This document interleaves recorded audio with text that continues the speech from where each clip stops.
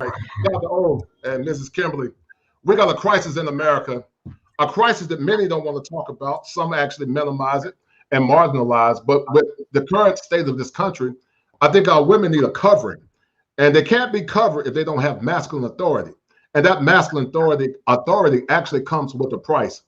Now, listen, ladies, I want to ask you guys a question before we start. What is the feminine mystique and why is it so important?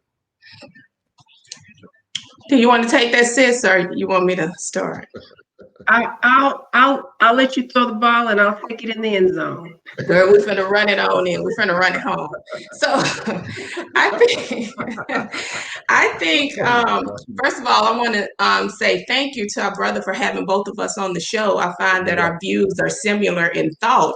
It is a crisis here in our community when it comes to us as Black women. I don't think that we use our feminine mystique, and it's not really a mystery if we just tap down into it. It's something that we've had in us through our entire lifetime, as girls. I remember growing up as a child, my mother had this poem. It was sugar and spice and everything nice, so I grew up, with women telling me things like this. I grew up with an auntie that told me a lady must always have pearls on, so I mean, we have a natural feminine energy, but we have a movement of ladies that are representing all of us to an entirety on the television. And tonight, it's a show premiering tonight called The Southern Belles or something. And the first thing the Black woman said on there was, "I'm rich."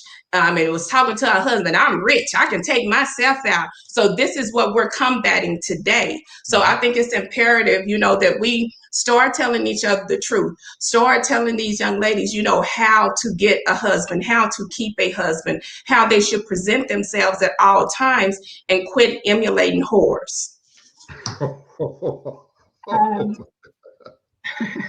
Yeah, actually, she said it so eloquently and so direct. I know that we spoke before, and there's this excuse my language, there's this boss bitch mentality that has spread all over everywhere that I know is just so detrimental to our community and especially our relationships. And what that has created is a competition between the two of us, rather than us being cohesive and working in resonance, just working together. There's just such discord within our community. It's just a lack of communication, and it's also a lack of teaching our young ladies how to be young ladies. The masses have accepted this sick image of what we are supposed to be, and society has dictated that. And it's unfortunate that we don't understand that that's just entertainment. It's just to entertain us. So that's my take in a nutshell. Well, listen, men are waking up, men are demanding what they want. And anytime men say more or less what they expect or demand in a woman, there's always a pushback. There's a prevailing theme, ladies, that, anytime men more or less request their needs, that you're bashing women. But I remember a time, Kimberly and Dr. O, back in the 90s on Ricky Lake, Oprah, and any other group, Sally Jesse Raphael, whether it's a white man or a Black man, Black men were denigrated in the media. And, I was one of those guys who were good brothers that did the right thing, but studying, going to school, applying myself. But we all got associated with the Raekwons and the Man-Mans. Raekwon the Man-Man's the type of guy that'll get a woman pregnant, don't take care of responsibility, and then they accosted all Black men as being the same. But the reason why men are speaking up and they're so serious about what's going on, because they do want good homes and good families and good communities and also good women. But I always tell women that masculine protection comes with a price. It's not free. A man is not going to protect a violent and a disrespectful woman. Men want cooperative and feminine women that they can build with, but it comes with a price, with that man being the head of his family. And I think, ladies, our women have been indoctrinated by liberal dogma. We all went to college. I went to one of the best schools in the country, but I didn't let the school change who I am as a man. I've always had my own type of ideas outside of my liberal education. And so You know, the feminine is powerful. I want you guys to listen to this. I told me and Kimberly, we talked about it for a few minutes last night. But Dr. O, tell me what you think about this, and tell me, is this true? A master feminine woman is a rare and a beautiful commodity. She has a level of demure that is soft, kind, encouraging, and nurturing. She knows how to harness the energy of the master masculine as she speaks to his pain. She is not contemptuous, virulent, bombastic, caustic, and erratic, but she is the heartbeat to his soul. She plays the violin to soothe the savage beast as they become a melange of the paradox that we see in modern times. True femininity, Dr. Owen Kimberly, is a lost art, but it's the strongest elixir on earth when she acquiesces to the vibration of the master masculine, which is a picture of the Godhead on earth. What do you think about that and the beauty of the master masculine, the master feminine when they come together? What's your take on that, Dr. O? I think it's a beautiful thing because I think it's nature. It's just a natural thing in nature. And if we look at animals, you know, if we observe animals, sometimes I think animals are smarter than humans because they have a natural order that they follow and they do not deviate from that. You know, we're unfortunately the only community who tends to deviate from that and perpetuate these attitudes and what word lost words and push these things into the media, you know, to where we're the head of our households and our men are not. And like I say, unfortunately, society has been beginning to build that momentum to where we have a lot of women who do not think this is the natural order. I was talking to a lady the other day that instead of having her husband's last name, she asked that he take her last name, you know, and you know, I advise the young man, I think, you know, he should leave her because she's trying to set the tone of their relationship right now. Right. You know, that she wears the pants. So I think it's a natural order and it's natural. It's natural when I get up, you know, and I go in the kitchen, I fix, you know, prepare my husband's plate. That's natural. He's sitting here listening. I mean, that's natural for me to do. It's natural for me to ask, you know, are you okay? You know, it's natural, you know, for instance, when we were sitting down, did you need some water? I'm getting ready to go in the kitchen. It's a natural thing. You do not have to groom yourself to do this when you're used to doing it. And like I say, that's why I think, again, it's imperative that, you know, women like us continue to be seen and shown, you know, although we're considered the pygmies of the communities, you know, I'm going to say this over and over, the pygmies of the communities are always the ones that are provided for, protected, and always have rings on our fingers. So, I mean, the choice is theirs. And like I say, what I really, really want to get out, you know, in order for us to have that natural order that you're talking about, I think more young men really need to be vocal. I was talking to a gentleman this morning. Men are really afraid to be vocal and tell women what they like and what they don't like. And I think that's unfortunate because women are asking a man, well, how tall are you? Well, make sure the man asks her, well, how much do you weigh? You know, I mean, these things go hand in hand. If she can't jump on the scale and show how much she weighs without the Spanx and the race trainers and stuff on, it shouldn't matter if that man was 5'1", you know? So I think the men need to be more vocal. And that's why I appreciate brothers like you, Kevin Samuels, Dennis. I think it's imperative that this is not antiquated thinking. This must get out. I do not like it if you're fat, if you're sloppy, I do not like it. And we as women need to quit holding on to education because education is not going to keep our households. We got to have a personality too. And what many don't understand is that men don't care about your education. We don't care about your degrees.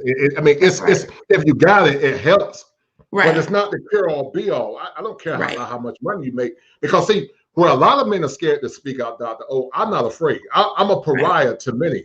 You know, I'm a Leo. You know, we all, I think it's two Leos up in this house. Kim is a Leo too. You got that sack swag. So, you know, us being fire signs, I'm going to say what I believe in. It's not in my nature to be passive and to sit back and, you know, my woman. No. I hear goofy guys, Dr. O and Kimberly, that say, well, I'm not going to say anything because my wife, I run my house. You know, and if any woman I roll with, she going to follow my program or she got to go. Because it's 4 billion women in this planet. And why would I subjugate myself to somebody that at the end of the day, I got to be a 24-hour security guard? Right. At the end of the day, I gotta be willing to give my life for my wife as Christ gave his life for the church. Right. And men need to return to masculinity because women want masculine men. Right. But some of these men have been raised, we know that some single moms have done the best to their ability. They're good women. They've done the best they could because some of them got worthless men that didn't take care of their responsibility. But at the end of the day, those women chose those type of men. You can't choose Raekwon and Man and then get mad when the top tier guys don't want to be with you. You got to take that L. So men are saying, this is what I want. I want my wife to be fit, feminine, kind, cooperative, chaste, not had a lot of men prior to me. Somebody can listen so we can build together. Because see, times are getting tough now. And a lot of these women are gonna come knocking back on the doors, but the guys will say, nah, you fake. So we're gonna talk about a myriad of topics. We're gonna talk about the 3 female archetypes, Dr. O and Kimberly. But before we start, who is Dr. O? This strong, powerful, loquacious woman that, I told her she had to get a 6-shooter, Kimberly. This strong, this strong, loquacious woman that speaks truth to power. Who is Dr. O? And did you evolve to become Dr. O? Yes, I did. And I'm glad, that right there, because when I speak to women in the prison systems, I've been speaking with women in TDCJ in Texas for years. I'm well known in Huntsville. Shout out to TDCJ, the women in Huntsville. Y'all be having them phones sneaking in there. Shout out to y'all. It's Dr. O.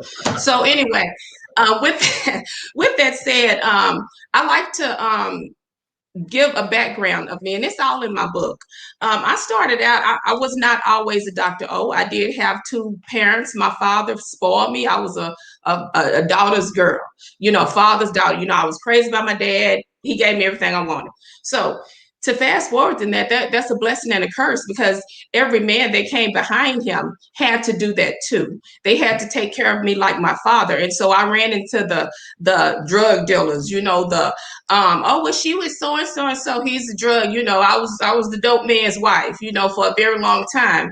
And so I was married to a drug dealer for about 13 years, and he got incarcerated, and I just couldn't do it anymore. Fast forward, my husband that I'm here now, we used to do all kinds of things together. And it's in my book, we used to write bad checks. We used to go boost. We did everything, that you could imagine, a ride or die couple did in the hood. We had goals in our mouth. It's in our book. We don't have goals anymore. So, I'm talking about.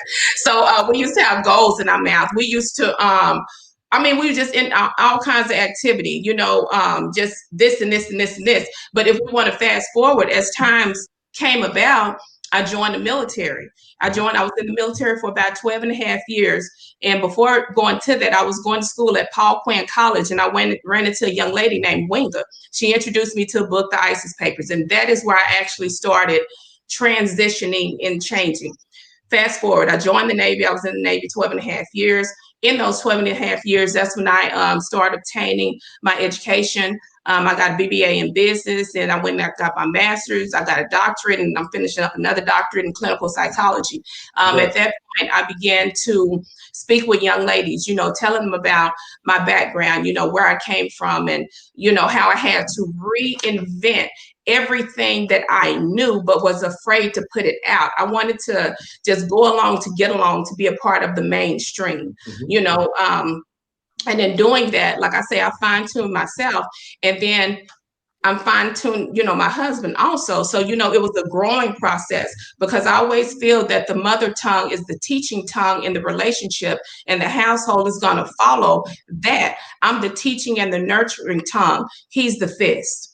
If that makes sense. And so when we combine those, and that's why I say, I don't think anyone will ever find another PhD like me, because I went from earning the $20,000 a year drug dealing and doing all this stuff to now I'm a 6-figure earner a year with a published author and doing all this. So I'm very relatable to all fronts. So when people come to me telling me what they're not going to do with their head twisting and they fat and they talking loud and they're single and they're saying nothing, I know that these ladies are upset. I know they're disappointed with themselves. I know they do not like themselves when they look in the mirror. I know about that. And I'm also running for a third-party candidate in 2024 too. So, No doubt. So yeah, I think I can just see through a lot of things, you know, and like I said, that's because I'm honest. I'm not going to be a prison to my past. I think my past can help someone else on their journey. Excellent. I think that was a brilliant expose. Kimberly, who is Kimberly and her brand called Butterfly Works? First off, I'd like to thank Dr. O for her honesty and just her transparency. That is very rare, and it's courageous. You know, in a world of everyone being so hypercritical and impatient and hypersensitive, you know, I applaud you. I really do. So thank you. Thank you. Back to your question. I'm just a person who is trying to reconcile life. I am educated. I have a few degrees, but the more I learn, the more I realize I don't know. Yes. I've always had an interest in wondering why our men were treated so badly by this society. And through my life, I've tried to reconcile this. And as I've become older and seen some things, and now I'm in a position to be able to do something, I'm doing just that. And that's how my company, Butterfly Works, came about. It's based on the premise of just really, really at its heart, at its core, clogging the pipeline to prison for our men in particular. We have had several productions of which we've been able to employ people from our community. Butterfly Works has a special out on Amazon and a few other platforms, Tubi and Zumo and Comcast now, Through the Rules, a 1-hour comedy special. And we just have a lot of things in the works. When this pandemic is lifted, we're going to have a big party and Butterfly Works is going to host it.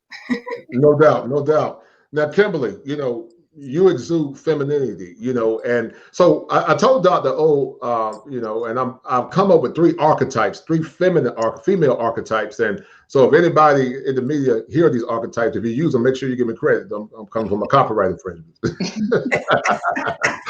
Dr. O, I want to make sure I get my patent on it. All right. So I need your help. But anyway, I've identified 3 feminine archetypes. Because see, femininity is a paradox, but it's also very mysterious. And what I mean by paradoxical, you will assume that women are naturally nurturing, but that nurturing nature can be also used as a vice towards a masculine man. Let's talk about it from a biopsychosocial spiritual model.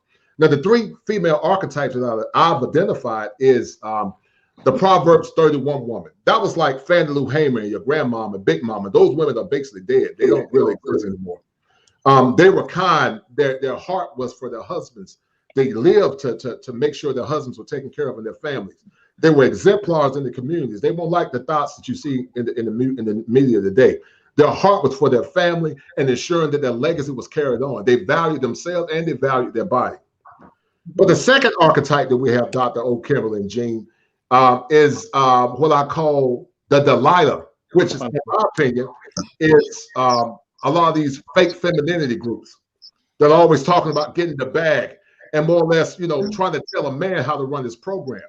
And I've always said, what women don't understand, you don't get to tell a man how to run his program. It's his program. That man might say you don't meet his standards. So just like Delilah came to Samson, she used trickery and chicanery to get Samson to tell him her secrets. And when Samson told her secrets, not only did she get power, but she also did get money, which was a type of the bag, because she was paid by the Philistines. And then the third female archetype that we have is the Jezebel. You know, she's dedicated to destroying men and destroying lives. And she also emasculates very powerful men. And she'll use sex, she'll use lies and manipulation to put these men in a quagmire. I want you to break down these 3 archetypes and tell me, Dr. O, Kimberly, and also Jean, if you guys see a parallel to what I'm saying. You know, I'm an advocate for taking notes. So if y'all see me putting my heads down, you know, I always take notes when I'm on different programs. And you know, it's funny you mentioned that about the Proverb 31 woman. Look, I see you, sis. I do too, Kim. I'm a student of life. Yeah. I do it. So, you know, it's interesting you brought up that about the Proverb 31 woman. I can remember, I'm a reader too, and Juanita Bynum came out with this same analogy of the Proverb 31 woman. And she's the perfect example of the type of women that I'm talking about. First of all, it's the difference between women and ladies. Right. It's a big difference. So I'm going to call her a woman. She was talking about a Proverb 31 woman when she actually went out and was cheating on her husband, and then you're going to come back and try to say you're a Proverb 31 woman when you have did this man like this publicly. So I have a problem with women coming back and say, well, no, that's not what I meant. Really, this is what I am. Okay, you say you want this type of man, and once you get him, you misuse him, and then you're a Proverb 31 woman. I have a problem with that. You're not a Proverb 31 woman. You're trash, because you had a man, and we as women forget. I don't care what men have feelings too. I don't care. My father was a strong man. The men around me are strong men, but men have feelings also. They have egos. They lady out there on the street acting like this, and then can you imagine what that man went through? But she's a Proverb 31 woman. I don't think so. And then we have the Delilahs. I see a lot of them on Facebook, and they giving women all this misinformation, misguidance. You go look on these women page, a lot of these pages that these women are following for single advice, paying these women. None of these women been married over 5 years, 10 years, 15 years. They haven't had a date. They have 3 or 4 bastard babies running around. These women don't know they right from they left. But this is who these ladies are taking advice from. And that's why they're being single. They're focusing on the wrong thing. They're focusing on hair, waist trainers, big butts, beat faces, and listening to what this woman is telling her. And at the end of the night, this woman still don't have nobody in her bed. So this is the people that are giving wrong information to ladies nowadays. And then they have these seminars that they give to ladies where they talk to them privately, where they do it under the banner of saying that they're helping them in relationship, but it's still that independent flow that's going on through the air. Right. It's not balanced out. And then last but not least, the Jezebels. Well, we have some 40-year-old Jezebels out here. I did a video about, it was a vulgar song that came out called WAP. And I'm sure we can all use our imagination what these young ladies was talking about, a WAP. So they were on there talking about it. You got 40-year-old ladies, damn near 50, talking about they have a WAP.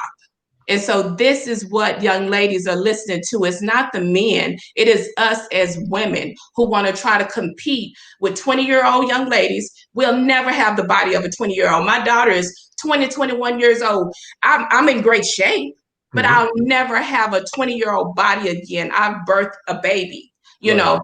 I'll never look like that again. So you have old thinking women that are out here trying to relive their youth. I think social media sometimes is the worst thing for people who have an immature mind because they don't know how to use it wisely. So that is my take on those 3 categories that you have given. No doubt, no doubt. And Gene, I'm gonna bring you in a minute, brother. But Kimberly, because Kimberly is pressed for time. Kimberly, what's happened to modern femininity? Where did it go? What happened to the women of yesteryears, like your grandma, your great-grandma, that had a feminine demure that was able to speak life into men? And listen, we know that there were some men that abused power, because I'm going to go ahead and say, because folks always say you don't talk about the men, so I'm going to keep it 100. Yes, there were men that abused power, but that's not endemic to just Black men. It's endemic to human beings. All human beings were complicit in bad behavior. If you think about, what can I say? I got family members that I found out that 2 sisters had babies by the same man, and they knew it, they were sisters. But when it comes down to accountability, we tend to minimize it as it relates to our women. So Kimberly, did you evolve and become Kimberly, or were you always this feminine kind of woman that had a heart for Black men? And once again, where did it go? Where did these feminine women go at? Where did they go? Yeah, thank you for asking. And I'm not pressed for time. I did rearrange my schedule, so I'm here all afternoon for you. So thank you.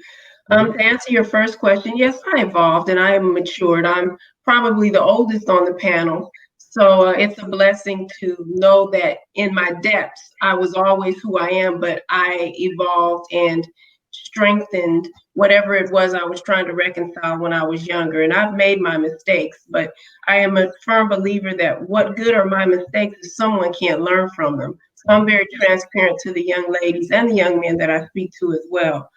But you know, we know the problems in our community.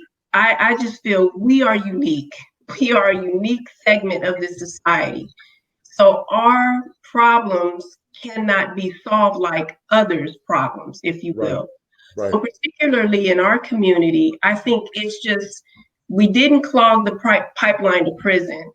There were a lot of women who were agents of the man, or I call him daddy government. And that shuffled a lot of our young men into prison. And it's this psychological warfare, and some of our women, knowingly and unknowingly, were used as weapons. And I'll say, you know, things like this, mommy's little man, you know, that's effeminating our men. So back to your archetypes, I think that a lot of women are a combination of all three, because there's confusion. And the devil is the author of confusion. And we have lost our communicative styles. We don't know how to communicate with one another. We shame one another. We don't know how to talk to one another. And we don't know how to speak the way people will listen, right? We don't understand the personality types and the thinking styles and our roles. What happened to femininity? I think that there's this farce that submission is bad. When in fact, when you're in a healthy relationship, don't both parties submit, right? Don't. So for some reason, women think that submission to the husband is bad, which, you know, submission, that's where our power resides. That's what I feel, our power and our influence. So what happened to femininity? I think that a lot of my generation, and I'll take responsibility, we maintained our children. We didn't raise them. We put them in front of PlayStations and, you know, those kinds of things. Gen X, we were forgotten about. That's why we're called Gen X, right? A lot of things, but I really do think that the crux of it is our women really need to take accountability for what they've contributed with regard to the demise of our community. A lot of women have mixed up the fact that they think that their son is their husband and their husband is their son. There's confusion there. We don't understand what roles are. And the boss bitch attitude has just taken over. There's nothing wrong with fixing your man's plate. There's nothing wrong with that. And it's okay. It's okay to keep your house clean. It's okay to be a lady. It's okay to keep a nickel between your knees. It's okay to be quiet. It's okay. And, you know, it's up to Dr. O and myself and women like us to just put that out there and be that example. Well, listen, in unity, there is strength, you know, and I always talk to the brothers like Brother Gene. You know, there's a saying that says, oh, how good it is for brothers to dwell together in unity. Listen, there are men on my platform, men on my channel that we don't agree on all things, and I'm okay with that. But we have a common crisis in America right now. Our communities are more fractured than they ever been before, probably in human history. And I would be remiss, Dr. O, as a clinician, but also as a Black man, not to speak to these ills that we have in our community. Now, Gene, I want you to tell us who you are. What happened to traditional femininity? And do you think, Gene, that is going to ever come back to fruition again? All right, my name is Gene Davis.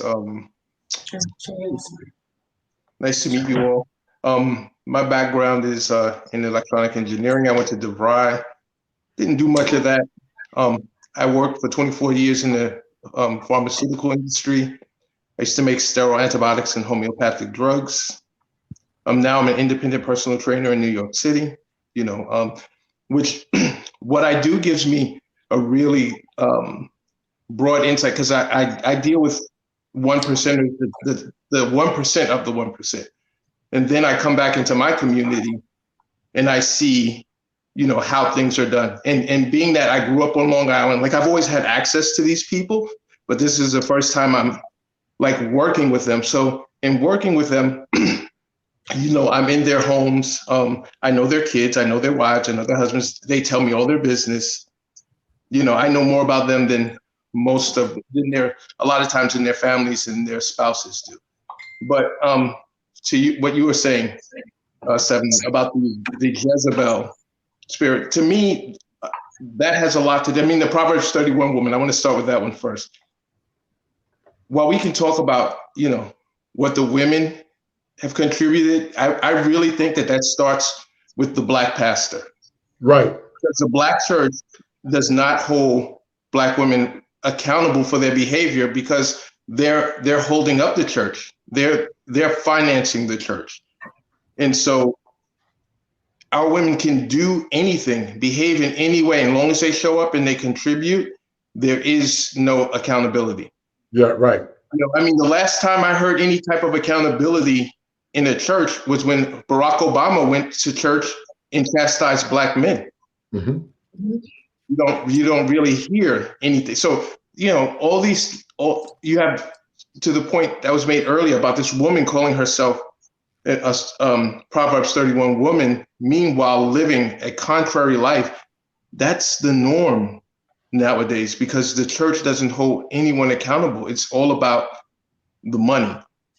So while, you can look at the women and everyone, we're all responsible for ourselves, but the church is complicit in this disaster that we have going on now. Mm-hmm. Now with the Jezebel, you guys have been so on point. I'm a single man. I'm 56 years old, so I've been married 9 years. I've seen it all. I've promoted parties in the city. There are still women in their 50s and 40s, like where I live in New York City, partying. Hard. Out every weekend, competing with these young girls. I will tell you this is when it really became apparent to me that there was something going on with our older women. I was married for 9 years, and when I got divorced in 2009 and I became single again, I was like, oh, what is it going to be like when I get back out here? And when I started dating, and I told you this, Seven, I started dating, every woman that I went on a date with wanted to come back to my house and go to bed with me. Right. And I couldn't understand why, because I would tell them, listen, we're having a good time. We can either, you can either go home or you can come to my house. I have 4 bedrooms. You can stay in your own room. This is not about you sleeping with me. And when they would get there, they would want to anyway. So after a while, I started calling people and I'm like, why did you insist? And what they told me was, and every one of them told me some version of this, is that every time they like a man, if he takes care of himself where he can attract younger women, they're dating this guy, going out on 3 and 4 dates, and then he disappears because some young girl comes along and starts giving it to him just right off the bat. Because, these young girls, these young women, they have the mentality like men sexually. I like you, I will sleep with you. Like the night I meet you, and you don't have to call me the next day. And, when I want some, I'll let you know. And it's all good. So guys were disappearing on these women. So they made up their mind that if they liked the guy, they were going to sleep with him prematurely, faster than they were comfortable, because they're competing with these young girls. And they're doing the same thing, going out at night, on the weekends. I know women, they spend no time with their kids because they're working all during the week, and then they're partying the whole weekend. So a lot of it has to do with competition with women. You really, like, to Dr. O's point, you should not be competing with a 20-year-old, a 25-year-old, a 30-year-old. If a guy that you want wants that woman, let him go and find someone who is living a life that you're comfortable with. You know what I'm saying? So those are my observations. What was the third one you mentioned again? So the 3 female archetypes is the Delilah. That's the fake femininity crowd that you see now. Well, again, you guys were on point about that too, because the fake feminine. The thing is that femininity is not something. It's not an outfit that you put on and you, just like masculinity is not an outfit that you put on and you take off. You can't just flip a switch and all of a sudden be this. There's a way of thinking that you have to, embody. You have to believe it. Like, you can't just, I'm going to be this because it's going to get me, because at some point you're going to get exposed. And like you said, there's a lot of women out there that are teaching this. They don't have relationships. They basically have no qualifications to be teaching another woman. Just like I'm a man, I can't teach a woman. They're no more qualified than me to teach a woman how to be feminine. Mm-hmm. No, they're no more qualified than I am. I can't teach a woman how to be feminine. I cannot. But they can't either. But in the motivation for doing it is wrong. The motivation is only because these women now realize that the men that they want are not checking for anyone but a feminine woman. Mm-hmm. So like it's they're not looking to the easiest way to get what you want is to give somebody else what they want. You know what I'm saying? And they're not really looking to, because when you love someone, that's what you do. Like, you want to put a smile on their face. You want to make them happy. You want to bring joy to their life. You want to make them feel secure. And when you're just going for the bag, like me, I, that's not what you're doing. How that's not sustainable. You should take advice. If you're going to take advice from women who've actually lived it, not someone who's, telling you how to do it, but they can't show themselves as an example. And the crazy thing is, Gene, that's why I call it a paradox, because on the flip side, you would think that women will want masculine men that will love them, guide them, and die for them, like Christ did. But you got women that want to come into the relationship telling men how to operate that relationship. I consider you a good man. I know you on surface. I don't know you at the depths of your heart. I'm a good man, but I'm a masculine man. And I'm telling you, I would turn to a war eagle. I would turn to a war eagle if a woman came in trying to think she's going to tell me how to run my program. It doesn't work that way. I would hurt your feelings. And that's the problem. They don't like men like me and you, Gene, but they really want men like you and I. They don't like us, but they do like us. Well, I will tell you this. Right. I will tell you this. They resent us, but I will say this from a social media standpoint, because in real life, I don't know, and I don't deal with the type of crazy women that I come across on social media. I don't. Like, the Black women that I know in real life are like you guys. They're awesome. Right. Surrounded by awesome sisters. But and that's been throughout my life. Right. And it's really why I have very little tolerance for these knuckleheads on social media. But I will tell you this, and I've told you this before, the women who argue the hardest with me on social media are the ones in my inbox sending me naked pictures and telling me what they want me to do for them. So and they're the ones too that whenever I've gotten into relationships, they're the most jealous. They have the most negative comments. They're in my inbox saying stupid stuff. They're so butthurt. So I don't even take them seriously. Well, listen, guys, this program is very extensive. I do a lot of labor in these programs. Please donate to 7 Smalls, $, that's 7 Smalls. Please donate so we can continue to churn out quality content at this critical nexus where our families and communities are eroding. As we continue this conversation, Gene, Dr. O, and Kimberly, what role did fathers play in you all's community, in you all's lives? And do you feel that the absence of fathers has led to this virulent woman that we see now in modern America?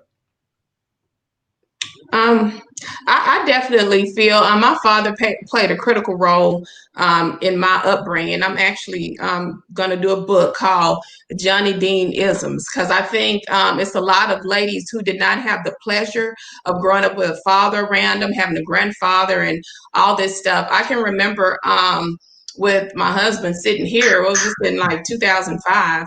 My father actually spoke with him before we actually married.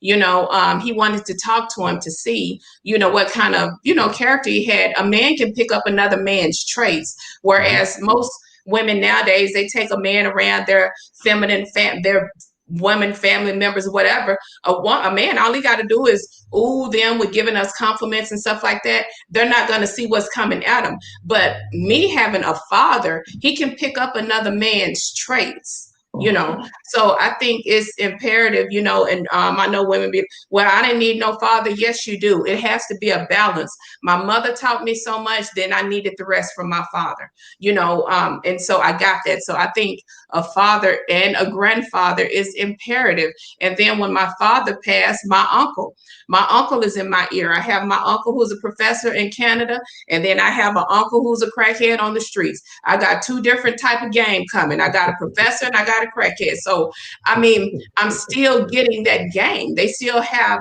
a role in assisting me on this journey after my father passed. So I think it's critical. Yeah. Go ahead, Yeah, Kimberly. having a father is critical. I don't, my father passed, my biological father passed away, and I saw him maybe twice in my life. He wasn't part of my life, but you know, that didn't affect me, I don't think, or I don't know, because I had so much love from my mother, my grandmother, and my uncles. But as I see out in society, in my neighborhood, yeah, we do need our fathers. But the thing about it is that there are a lot of fathers that aren't absent. They are there.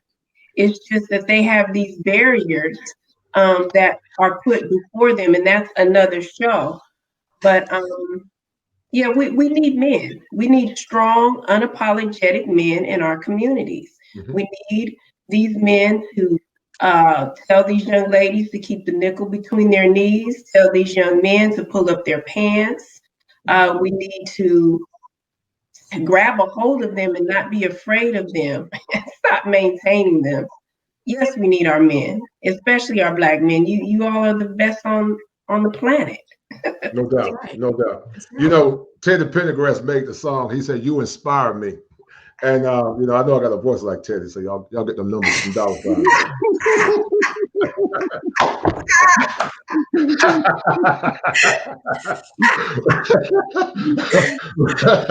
But anyway, it's something about you and Dr. O's energy. You know, people don't understand that a feminine woman can actually raise the testosterone level of a man.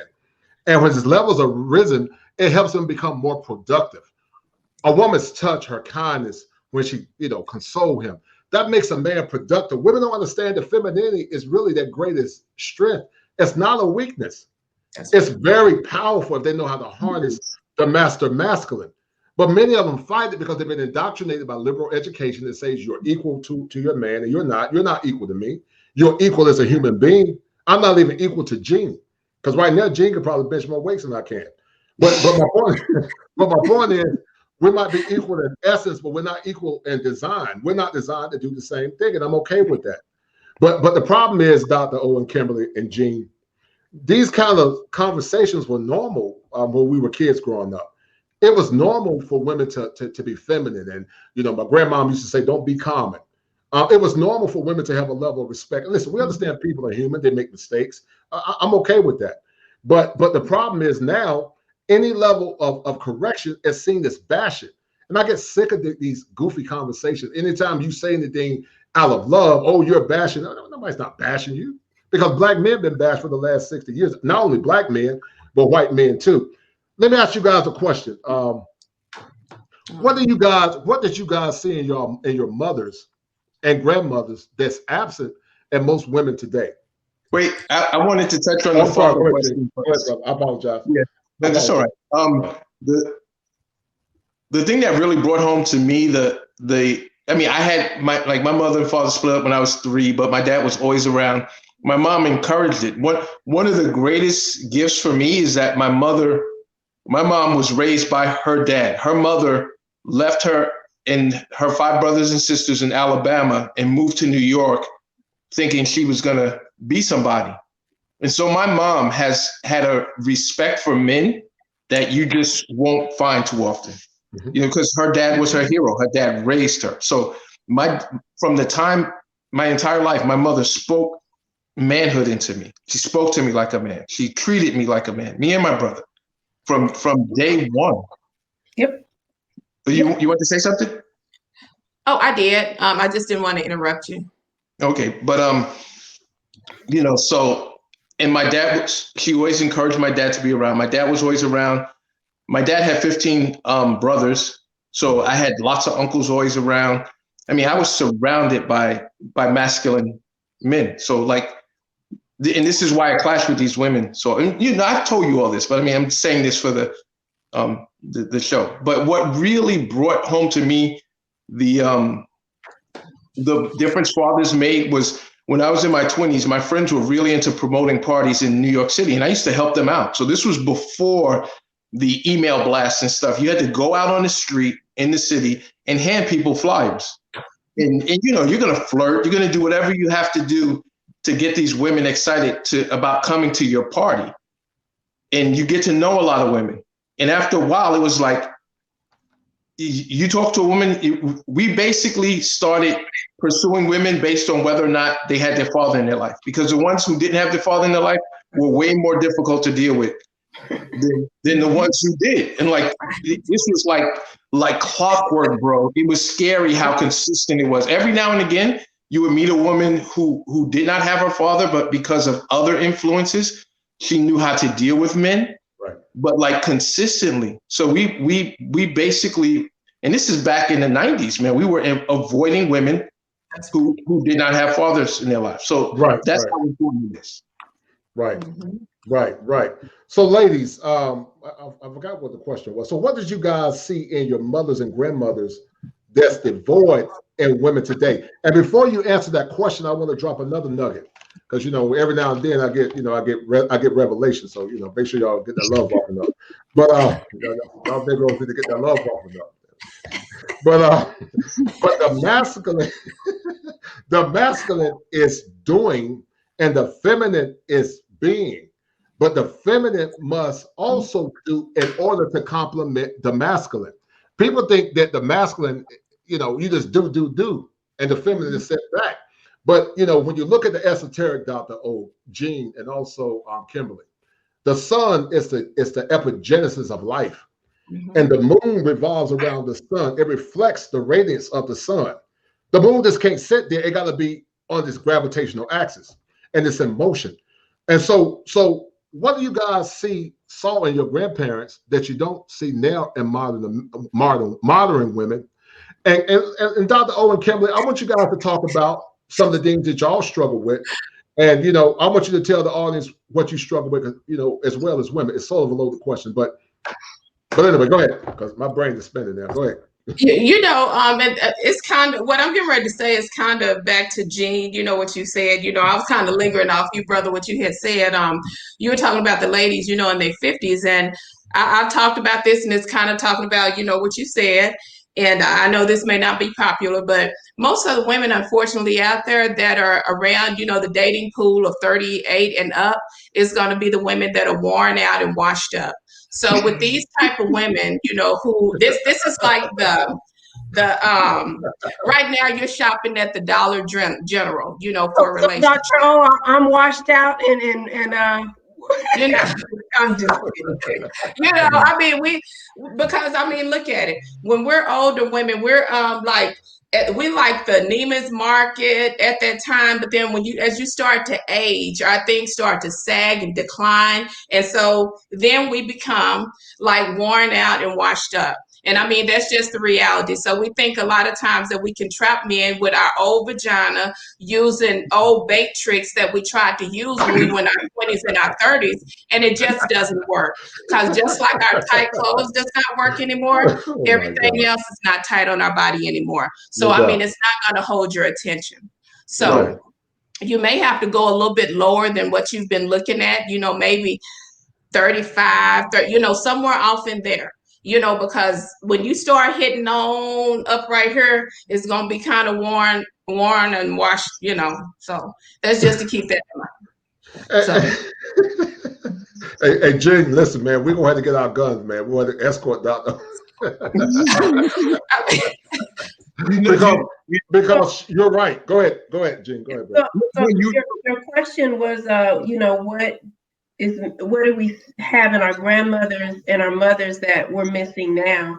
I remember my great-grandmother, I'd spend summers with her in Kansas, and I'd get up every morning and the house was already clean. I'd get up to the smell of breakfast, and we would do something for the day, whether it was go to town, to Woolworths, or just go to the park or what have you.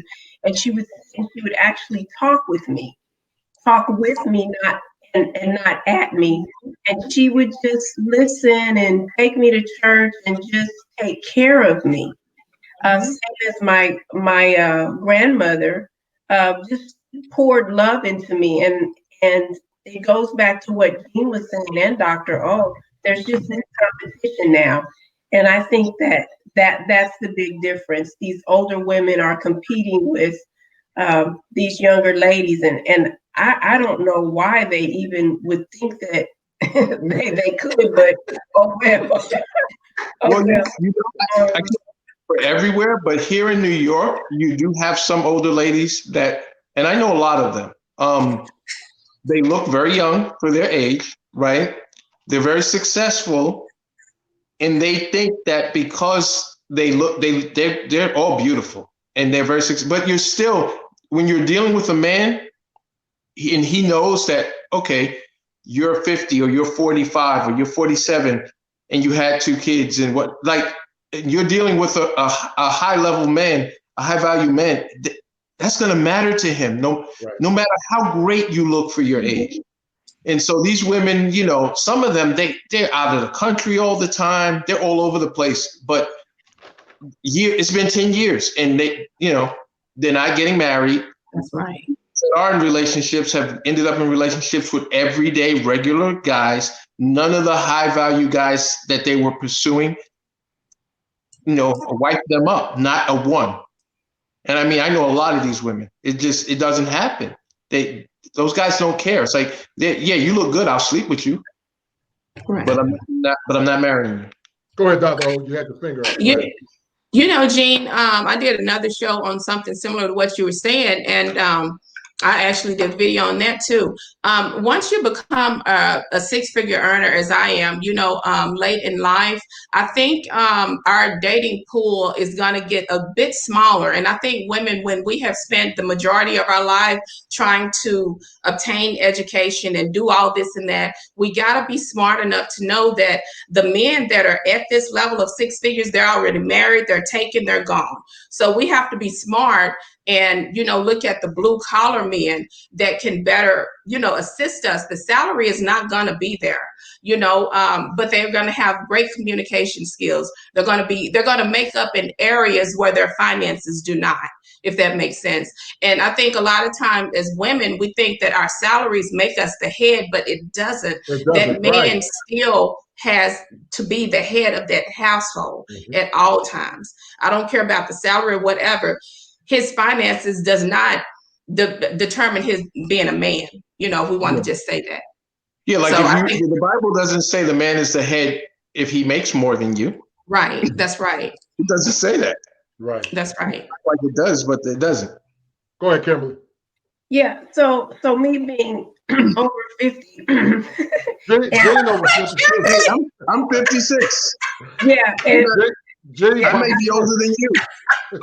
Yeah, but okay, so me being, you know, over 50 and single, I do have a boyfriend, a wonderful, wonderful man, I must say. You know, some of us are a victim of circumstance or are a product of circumstance, and I'm one of those. But I never pursued a man. I never had that mentality. I don't know if that's odd or what have you, but I never felt that I had to go get a man because a man is an object to me. You know, I've always had respect and regard for Black men. And I think maybe if we change our attitude towards our men, that positive energy will be reciprocated. And we don't, a lot of women don't spew that positive energy and that feminine, which is employed by femininity. But I do want to say that there are some women over 50 that are 6-figure earners that are happy. You know what I mean? And I'm one of them. There aren't very many of them, but I don't I'm happy and I love my men, so that's enough for me.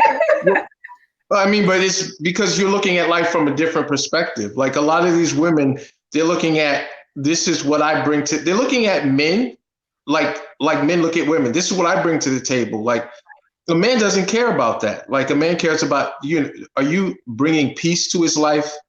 Yeah. You know, not how much money you make. I mean, women think that they make six figures, the guy has to make six figures. Like, but men don't think like that. I make six figures, the woman has to make six figures. We're not thinking like that at all. Go ahead, Dr. O. And I just want to say this too. The whole six figures thing. I think a lot of time with women who say men have to make this type of money, and like I said again, I have men brothers send me cash app or something. Hey, oh, get this for lunch or whatever. Maybe $25 or $50, but that's their brother's hard earned money. And so you're dealing with a pool of ladies who don't earn six figures themselves. They're barely making $26,000 a year. So they want a man to come in and compensate them for what they think is hood rich, and go get their nails done with the little pointy things on it, bundles of hair they can't afford. They want a man to make up for their shortcomings, and they're not even six-figure men material. I earn six figures. I don't consider myself that because I'm an older woman. So, I mean, you're dealing with a group of women who are not dealing in reality. So I think, brother like Gene, again, when you run into them kind, well, they want six figures earners. Well, I want someone that's not fat and sloppy, it's a balance, You can make them. But isn't it? You know what though? It's really interesting. We're throwing the six figures around, and I am an HIE, a high income earner or what have you. But it's not what you make; it's how you spend it. A lot of people understand that. They don't. It's about your net value and what have you. You can have $100,000 a year, but have $300,000 a year in debt. So you're 200 under. So we have to start thinking that way as well. But that's all I wanted to say. Let me drop a gem real quick, Gene. In 2020, go ahead. I absolutely did not earn six figures, but for most of my time as a trainer, and I would say the last 6 years of pharmaceuticals, I absolutely did. And I'm saying that to you guys, but I never say that publicly. You know what I'm saying? Exactly. And so in dealing with people, with women, like the women like you were just talking about, Dr. O, I don't pay them, like they're invisible to me in real life. You know what I'm saying? There's never any, I don't go through drama because I don't give those people any attention. Like I will give them attention if life forces me to be face to face with them. And then I will say hello and I will be polite and all of that. But I give them zero attention. And Seven can tell you, I'm not going to simp. I'm not going to cape. I'm going to, if I have to tell you something, I'm going to tell it to you straight, and you're just going to have to deal with it. And if you get upset, I'm going to laugh at you because, it just doesn't, you just don't register. There's no significant, you have no significance in my life. I respect you as a human being. I value your life, that you're alive and you're living your life, and that's it. But you have no power over here. None. Zero. Zilch. Zilch. And I'm going to do a show, guys, at some point called Unapologetically Masculine. I think men got to be unapologetic in their masculinity. Now, listen, y'all six-figure earners, y'all need to send me some on this cash out, man. Y'all Negroes, man. Come on. I'm preaching. I'm like them old school preachers. I'm hooping. I'm with them hooping preachers. I'm giving y'all some gems. I ain't saying no blame on this on my phone. Come on, man. Come on. Come on, Southern California. I know it don't rain in Southern California. And my sister from Texas. Y'all come on, man. Y'all listen. I love what I do. I love what I do because I've seen the brokenness in men when I counsel them in therapy. I've seen the brokenness, even my own struggles that I've had as a man. And I don't want no man to have to go through, feel like he's being used or denigrated or being emasculated in his family. Black men have all men, let's take the black thing out, but all men, but more particularly black men, we have a hard time in America. I had to go through so many hills and valleys and so many setbacks to become the man that I am today. And I'll be damned if I'm gonna let anybody, woman or man, try to, put me in a box and tell me who I can't be because of my experiences. And so I don't want nobody to go through this. That's why I came up with the Manhood Chronicles, because manhood is a series of hills, valleys, victories, and failures. Even my intro, you got it's mountains, but man is also very turbulent because it's never settled. And so I want to see men do well. But let me ask you guys this question, and make sure y'all donate to Seven Smalls. Y'all Negroes, something else. What did you learn about yourselves as women? What did you learn about yourselves, Kimberly and Dr. O, as women, and in prior relationships? And are you and did you take accountability? So meaning, accountability is something that you don't really see much in a lot of our women now. Women are very insular; they can't look at themselves. But you're not this great Dr. O. Who was the old Dr. O and the old Kimberly? And what did you learn from your bad mistakes so you can teach these young women what not to do? Because the scripture said, let the older women teach the younger women. Even though, Kimberly, you still fine. But, when we say older, we don't mean, you're like crusted crabs on SpongeBob. We ain't saying that. But You don't mean Kimberly look good. She doesn't look, I would have never guessed you were 50. You she looks great. very good. I'm actually older than 50. What? See what I'm saying? Now see, she should be out there, doing, all this kind of stuff. Right. And you see that? But we have the ones that are dried up doing all this, Come on. I love This lady, look at her. I mean, she has beautiful teeth, skin, hair, has a smile, pleasant personality. And then look at the ones who are out here scrunched up faces and, Listen, yes. Dr. O and Jean, Kimberly got that energy, in the old gospel hymns of the South. Said, think I'll run home, see what the end gonna be. She got that. Thank you. But Kimberly, you're not old. You don't look old either. I just for the sake of our conversation, we were saying 50, so I thought that was the threshold of being older than you. But I love it. I love who I become, and I love this. Thank you so much. Thank you so very much, Evan. Right. So guys, because I'm gonna put you on the hot seat now. I'm keeping 100. Yeah. So who was Dr. O in the past? What did you learn from your mistakes? You and Kimberly. Because listen, guys, marriage is at an all-time, well, not marriage, but divorce is at an all-time high, with 70 to 80% of divorces being initiated by women. And listen, that's not to denigrate women. You got a divorce. But what did you learn from your experiences so you can teach other women not to do it in their relationships? Because if women get married based on a fleeting emotion called love, because remember, in the biopsychosocial spiritual model, it's all integrated. We're integrated beings: biology, psychology, social, and also spirituality. Mm-hmm. What did Dr. O learn from the past, and what did Kimberly learn? And what would you tell young women not to do in their relationships? I would advise the young ladies to listen. I mean, over the years, I've developed great listening skills. I used to be extremely mouthy. I think I was extremely bossy. We was talking about this earlier, and he was saying, I asked him, he said, but it wasn't that bad. It wasn't that bad. I was like, I used to talk, but I had a mouth like a sailor because I was coming out the Navy, and I was very strong-willed. Was I not, Mr. McCall? Yeah. So I was very strong-willed. So I think one of the best skills that young ladies should take is to listen. Listening skills is vital.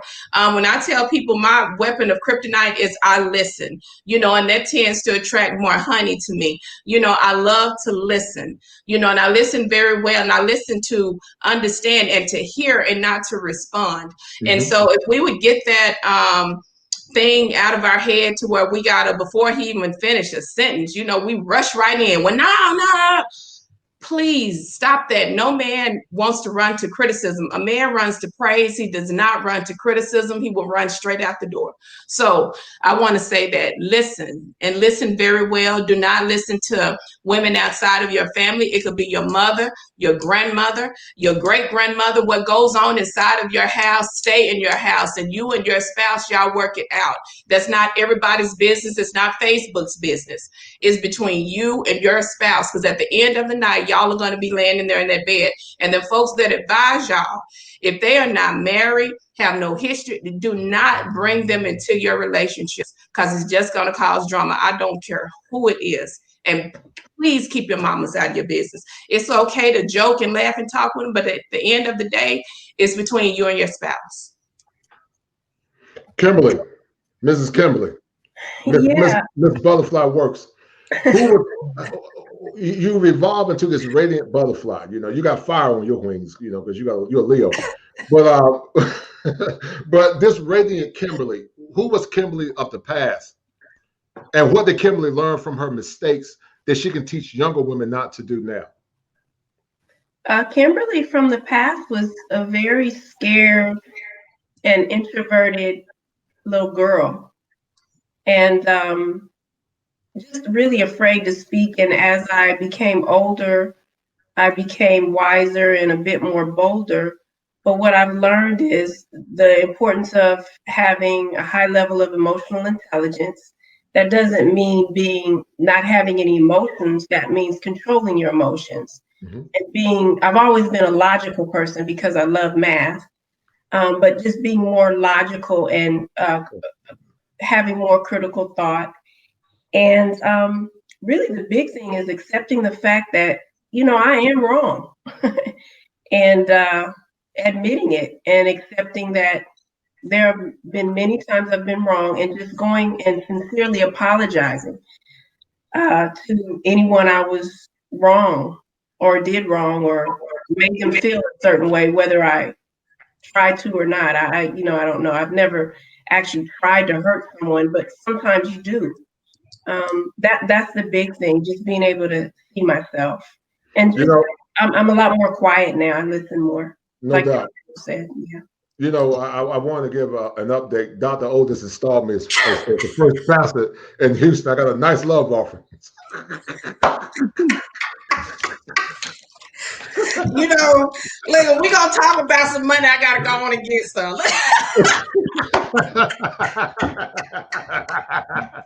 Dr. O, something else. You know, and see, that's the kind of energy that men need when they come home. You know, when they can live, they can laugh, and they can love, man. You know, I love you guys' honesty and candor, you know, because I love what I do. I really love bringing the Manhood Chronicles. And I'm going to start a YouTube channel at some point. You know, I'm a busy therapist, but you know, I feel like men need these kind of conversations. Our women need it. We need more vibrant Black communities. You know, when you think about the divorce rates, and when you think about, you know, men are running from marriage, you know, you better not talk to a man about no marriage. Look at you like you're crazy, unless you're a good woman. Right. So, Kevin, let's talk about that. You and I had a conversation. You were talking about modern marriages and what men should and shouldn't do. And because the current laws, some feel like they're not advantageous to men. I want you to elaborate on that real quick. Well, I have a son. I have a 25-year-old son, and we talk. I love him dearly. And I tell him very often, don't get married. Not because of the lack of women or what have you, but just because this society is just, the cards are stacked against you. And I'm not a conspiracy theorist. I see it every single day. Mm-hmm. And now that I'm older, I was able to reconcile the thoughts I had when I was younger about such disparities, the challenges you have with police, gang violence, women, aunties, sisters, girlfriends, this society. I mean, feminist, being effeminated now. It's just crazy. So I tell my son, don't get married. If you want to be with someone, have the ceremony, but don't you sign that paper. And if you do, or if you are so inclined, have an ironclad prenuptial agreement, because what I work for selfishly is going to be bequeathed to my son, and I don't want some girl coming in and destroying things. I'm just being real. It's just these women, these young ladies they're horrible. They're absolutely horrible. Not all of them, but some of them. And the level of entitlement, and Gene, I want you to piggyback on that, but the level of entitlement in my mind is horrendous. If you look through the eyes of the scripture, people talk about the high value man. And I get it, this all hoopla about the high value man. There's some truth to that. But making over 6 figures or 7 figures does not encapsulate masculinity. Jesus was a high value man in my mind because he didn't make 6 figures, but he was a man. He was a carpenter. He had principles. He had standards. He was uncompromised. He was unwavering in his convictions. He spoke truth to power. And at the end, he died for what he believed in. How many men that make 6 figures and 7 figures are willing to die for what they believe in? So I'm not going to let a man say it again. No, I was just going to say, well, my man is a high value man and he don't make 6 figures, but he protects me. He has my back at all costs. At the end of the night, we laughing and talking and communicating. We pool our money. We have one bank account. We know with each other. We have a disagreement. We're grown enough to talk. To me, that is high value. Mm-hmm. That is high value. That's high on the total. What they say in the South, that's messing in high cotton. I'll say that. Well, listen, I'm in the moderate South. You from Texas, so I don't know about all that. I'm bougie South.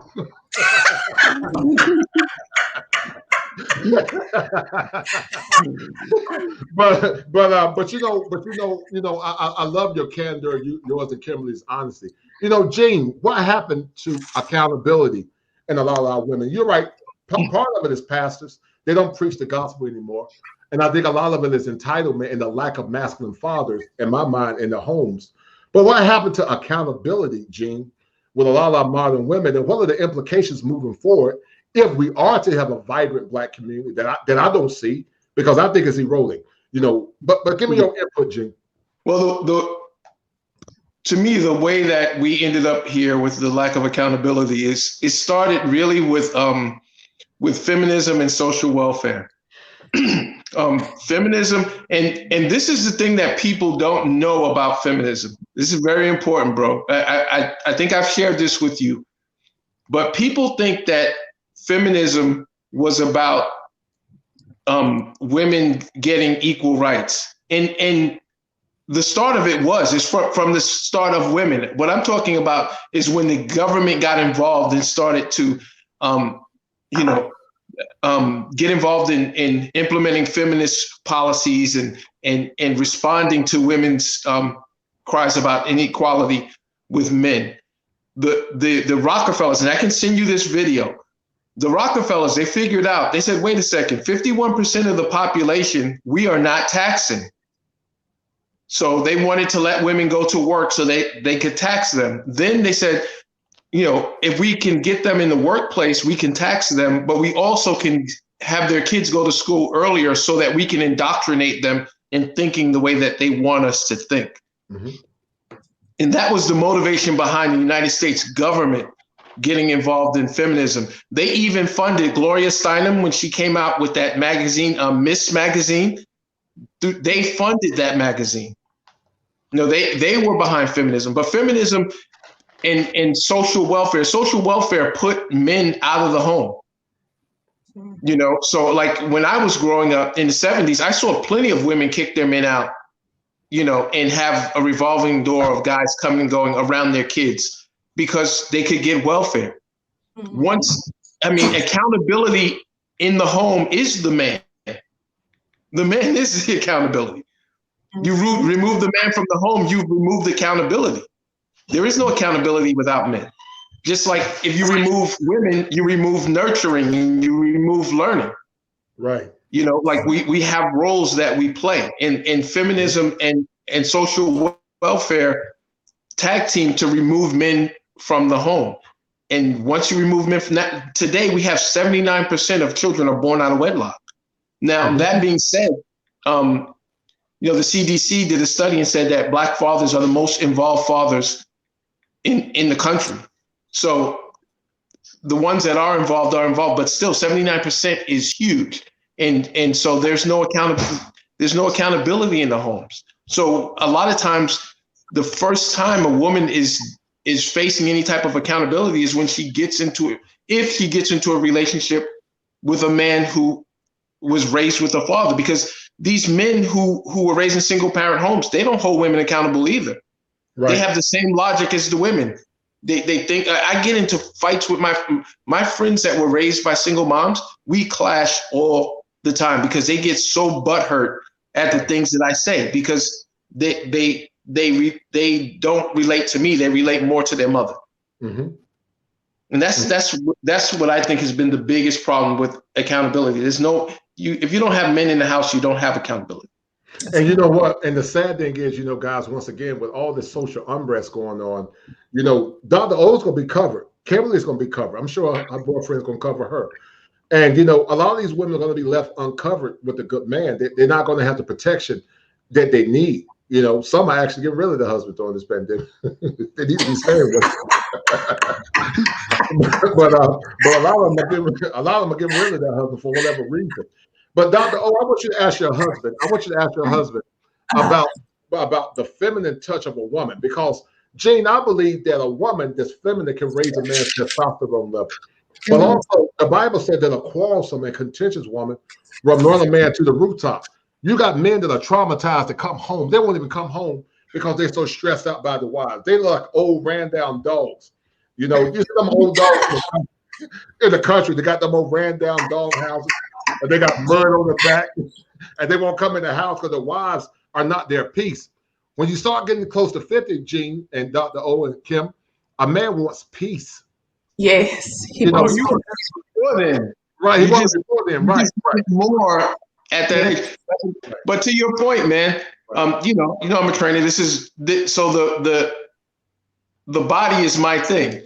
So if a woman is bringing stress into your life, right, that is raising your cortisol levels. Right. Exactly. Raising cortisol levels, that's counterproductive to testosterone production.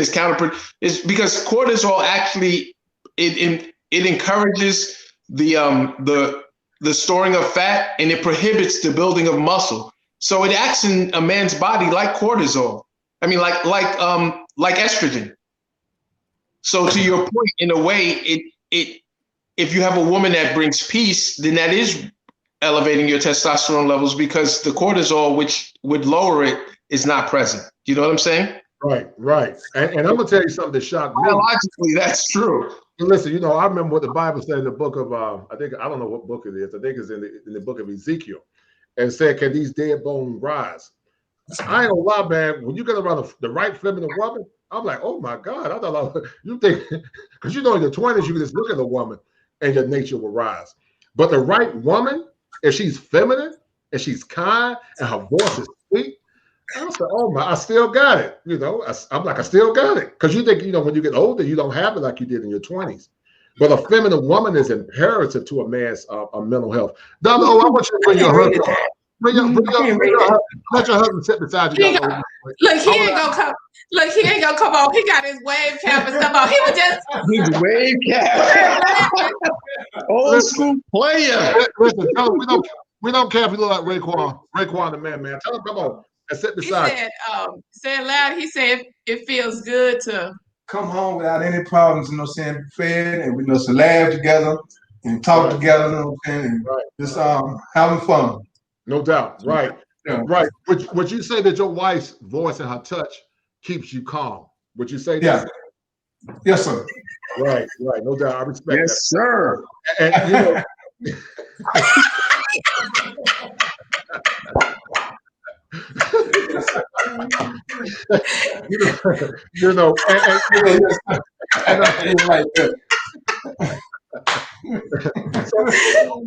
So Kimberly, let's ask you. You're the radiant butterfly with fire in your wings. You all there. In the cut all quiet and demure. Like an assassin. What does your boyfriend say about you? What does your boyfriend pick out as a characteristic that you have that keeps you calm and at peace? What does your boyfriend say about you that's why I love Kimberly? He just says I'm easy to get along with and I don't nag. Mm-hmm. It's funny, we talked about it about a week ago, and I asked him, what do you like least about a woman? And he said, I don't like when a woman nags. And I said, oh, yeah, I don't nag. He says, no, you don't. And it was just an epiphany because I just asked him that. And yeah, that's what a lot of men say. And my son, too, you know, my son is a man and I talk with him. I'm never in his business or what have you. I'm his mother. But he likes peace.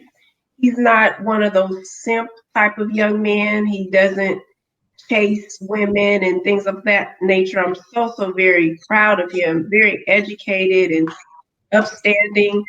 He doesn't like to be nagged, and he wants peace and to be respected. You know, respect is huge.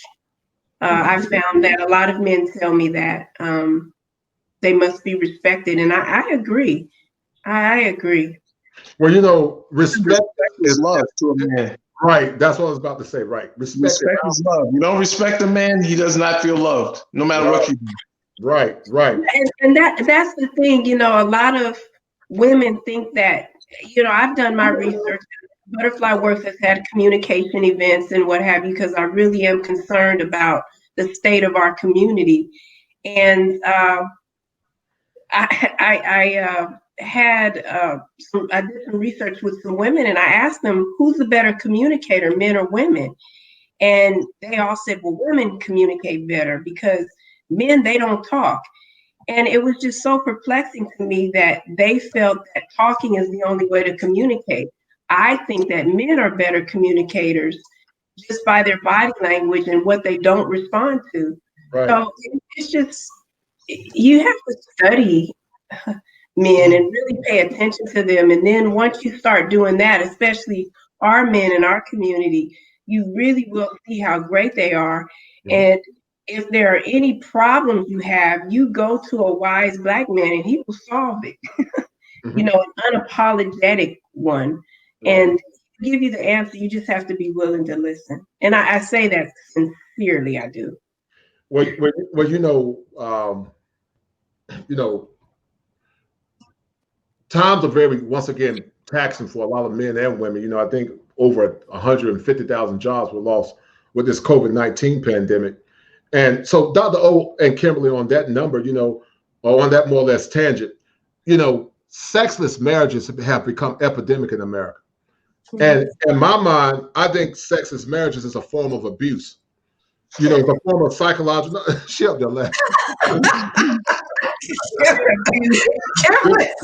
This is the public service announcements. The lack of sex is not good for a man's health. But I will be so happy and delighted if you invited me back to another one of your shows. Come on, sister. You're a Leo, so you get first class seats. But you know, I'm saying this, but I mean it. And guys, you know, Dr. O, you're a doctor, and I'm a clinical therapist. And Kimberly, your background is similar, you know. But the lack of sex, and I think the lack of sex and women using sex as a weapon on a man is a form of abuse. I'll tell any man that's listening out there, listen to the Manhood Chronicles. If a woman's not taking care of your sexual needs, you've warned her, you've told her, I need sex, because sex is a way for us to communicate. It's a way for us to express out, release our energy, but also to release our frustration. And if you're depriving your man for sex, that's a form of emotional abuse. Now, I know some women, oh, well, you don't know what she went through. She could have been abused and all that. Well, listen, if you've been through abuse or sexual trauma from a child, you need to talk about that before you get married. But you don't come into a relationship with skeletons and abuse, and then you expect that man to just be understanding. Because you know what you won't do, another woman will. I'll never forget Bishop Charles E. Williams. Bishop Williams said, you know, while you got a headache, he said, Jezebel's gonna have your husband. And my whole point is, so many women use sex as a weapon to control their men.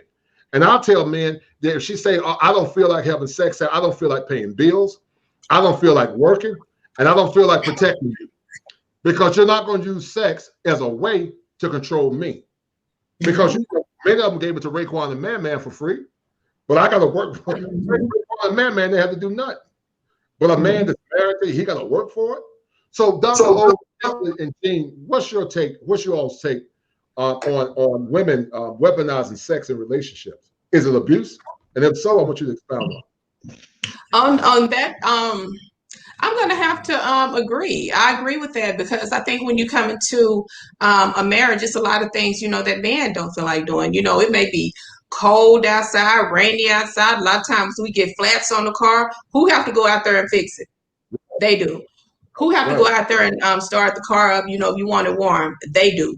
Who take the trash out? Who work in? He work in the warehouse industry. So I mean, men go through a lot of things, and I mean, we're doing the basic essentials of keeping our home. And I know a lot of women. I work. I have businesses also, but at the end of the day, home is home, and I don't want another woman feeding my man. I don't want another woman caressing my man, talking about. I don't want him to do any of that because that's all my lane. So if I fall short in that lane, what happens in the outcome? I think it has to do primarily with the man. Most of the men who are men, strong men like this in their household, they're going to say, well, I'm going to try to, do this and that and compensate. But I feel like that's abuse. It's abuse, especially when you're abusing a good man, a great man, of these qualities. And a lot of times you have men coming in who are raising stepchildren who are not their own, So, I mean, we ask a lot of men and, to give a man the basic necessities that we should want to bring to him should be an honor. And back to what you were saying, I was on a panel with several physicians last week, and we were talking to women who were still holding on to traumas that they had. A lot of times women use these guys as weapons to have the woe would be, but I went through this in my childhood. Well, if you're over 30 years old and you're still dealing with stuff in your childhood that's got you all messed up, brothers, y'all don't need to deal with that anyway. Send her back, on to the clinic, and you go somewhere else because there's too much trauma for you to mess with. She needs a clinician, a professional therapist if she's that old. But a lot of time women, we use weapons. And, if we don't want to own up to our faults or our this or our that, we'll cling on to something that's going to bring us to tears to get you to, take care of us being a victim. So don't fall for it. Break it down for me, Kimberly. Is it abuse to deny your husband sex?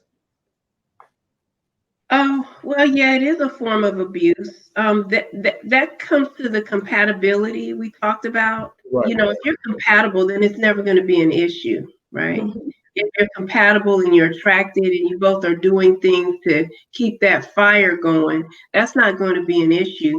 And sex is mental and it's physical, and it's spiritual. It's a combination of a lot of things. So you really do have to know yourself and know what you're compatible with, and then connect accordingly. We're humans, and that's human nature to be able to partake in those wonderful activities. So, yeah, and I'm the type of person, if there's a man I'm involved with, and we're not going to make it, I'll just tell him, look, we're not going to make it. And I'll move on. That's right. I don't want to waste time. You know what I mean? We're not going to make it. So bye. But yeah, no, it is a form of abuse. Gene Davis is the lack of sex, and Kimberly is correct. I think compatibility is everything. But just say if you and your woman are sexually compatible, and I'm not talking about guys that are bums, they don't work, they don't take care of their families. I'm talking about they're good, great men. They work hard, they wash their cars, because I tell women, Gene and Kimberly and Dr. O, the relationships are transactional. It's transactional. Teddy said it's so good to love somebody and somebody to love you back. But if I'm doing all this work, you're not doing it. I'm gonna play in a few minutes.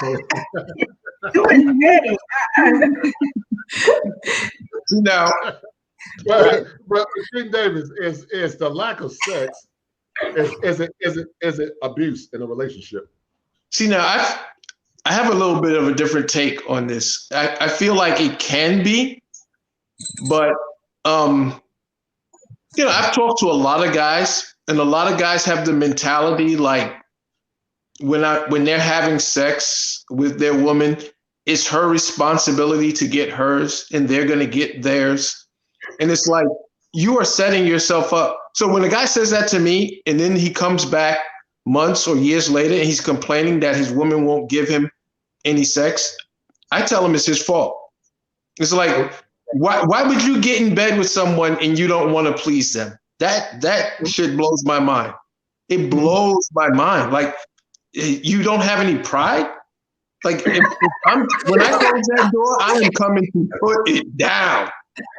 Like, period. You're not gonna be thinking about nobody. You know, like, are you joking? Like, yo, I'm coming with it. You know what I'm saying? And you gotta want to know what your woman likes and what gets her off, and you got to take pride in that. Like, if you're not doing that, all that other stuff doesn't matter. You know, like you can't. And another thing too, how are you talking to your woman? Like, people don't understand. Like, foreplay is all your interactions from the moment you wake up till you go to bed. You're right. You're right. And that's the assumption, Gene, that you're still serenading her. You know, I agree with that. I don't think men should just be these goofballs that don't never call the woman throughout the day. They say, "Baby, you're pretty. I'm thinking about you." You know, you drink a glass of wine like Dr. O. You know, play a little Teddy. You know, exactly. You know, and you know, I mean, in my experience, I've never been in a relationship where I was like begging a woman for sex or trying to get it. Like, I don't even know what that feels like. So, but it's because you gotta, if you love someone, why wouldn't you want to? I don't understand that. Like, I love you, but I'm gonna get in bed and it's all about me. Right. I don't get that at all. Right. That's my take on it. Like, you gotta be willing to give. It's give and take, like everything else. No, I totally agree. And you know, I think sex is the glue that keep marriages happy. And listen, don't get me wrong, you got to be creative. You know, I'm not talking about boring sex. You know, hop on, hop off, and no, I'm not talking about that stupid crap. But I'm talking about, I'm a Leo, so I'm very creative, man. You know, I might come in as Isaac Hayes with shades on. So I'm talking about being creative. You have to be creative, and don't get me wrong. There are times, your wife doesn't feel like, you can work around that, but you got to be ready early in the morning, because my whole point. Go ahead, Dr. Oh no, I was just saying that while you come in like Isaac Hayes, you don't want nobody sitting there looking like the Stay Puft Cloud either. You're right.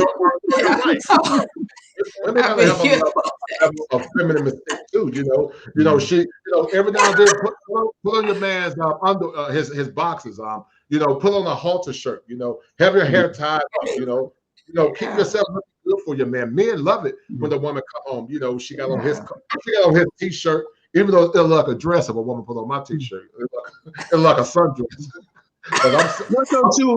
I think energy plays a big part also, because like I know some men, every time they get with a woman, they're complaining that the woman doesn't want to have sex. And I can honestly say this. I've never met a woman that didn't like sex. I don't know. I've never dated a woman that didn't like sex. I don't know. So it's like, what are you putting out there? What are you putting out? How are you being? And I think it comes back to selfishness. Like, you cannot see sex as about you getting yours. And there are women like that too. I've heard those stories too, but I'm talking about men right now. Like, if you're not getting it, you have to kind of look at those things also, not just I'm working, I'm doing this, I'm doing that. You got to give me sex. And Dr. O and Kimberly, you guys are married. Kimberly, I know you were married at one point, but what people don't understand is that marriage is a ministry. Marriage is for grown people. It's not something that you can enter into lightly. I think so many men get frustrated. And Gene, I've heard men say this, that they said before they got married, she was swinging from chandeliers like them women in the holiness churches. But once he said "I do," the sex stopped. I've heard that. Or it was greatly reduced. And it's almost like, okay, I got him now, so I don't have to work anymore. And I'm saying, no, you got to work harder now. Because when a man gives his commitment to one woman, that means, in theory, no more I can't get sex outside of you. I got to be relying on you for life. And so what do women need to know about continue to supply and take care of the man? in the bedroom, because that's very important to the health of a man. When we talk about the biopsychosocial spiritual model, it impacts a man's biology, it impacts him psychologically, it also impacts him socially. Because if he's not getting his needs taken care of socially, he might not perform his job good because he's stressed out because he didn't get no sex that night, or in the morning. He can't even focus, he can't even do his work, get his reports right, because he got his mouth open out because he didn't get no loving. And there's also a for a man's spiritual. So what would you say to him about? Say it again. I said it impacts his confidence. It impacts his confidence. It's almost like when you deny your husband sex, it's almost like you're rejecting him, and that rejection hurts. And that rejection is not a form of honor. So what do you tell your daughter, Kimberly? What do you tell your daughter, Dr. O? And Gene, what do you tell your daughter? And I teach them, I'm going to teach I got girls too. But what do you guys teach your daughters about making sure they take care of the husband, especially if he's a good man, a good provider, and a good protector? I believe that again, you should be his peace at all aspects. I'm gonna go back to that, and you have to be his friend. Like I say, he may have outside friends, but it's imperative that you be his friend. We laugh and joke together. Now, granted, we've been knowing each other probably since we were young, but I mean, we laugh, we joke, we are genuine friends, you have to know each other. You have to know what gets each other going. At nighttime, like I said, again, every night, we have a glass of wine, or we might make martinis.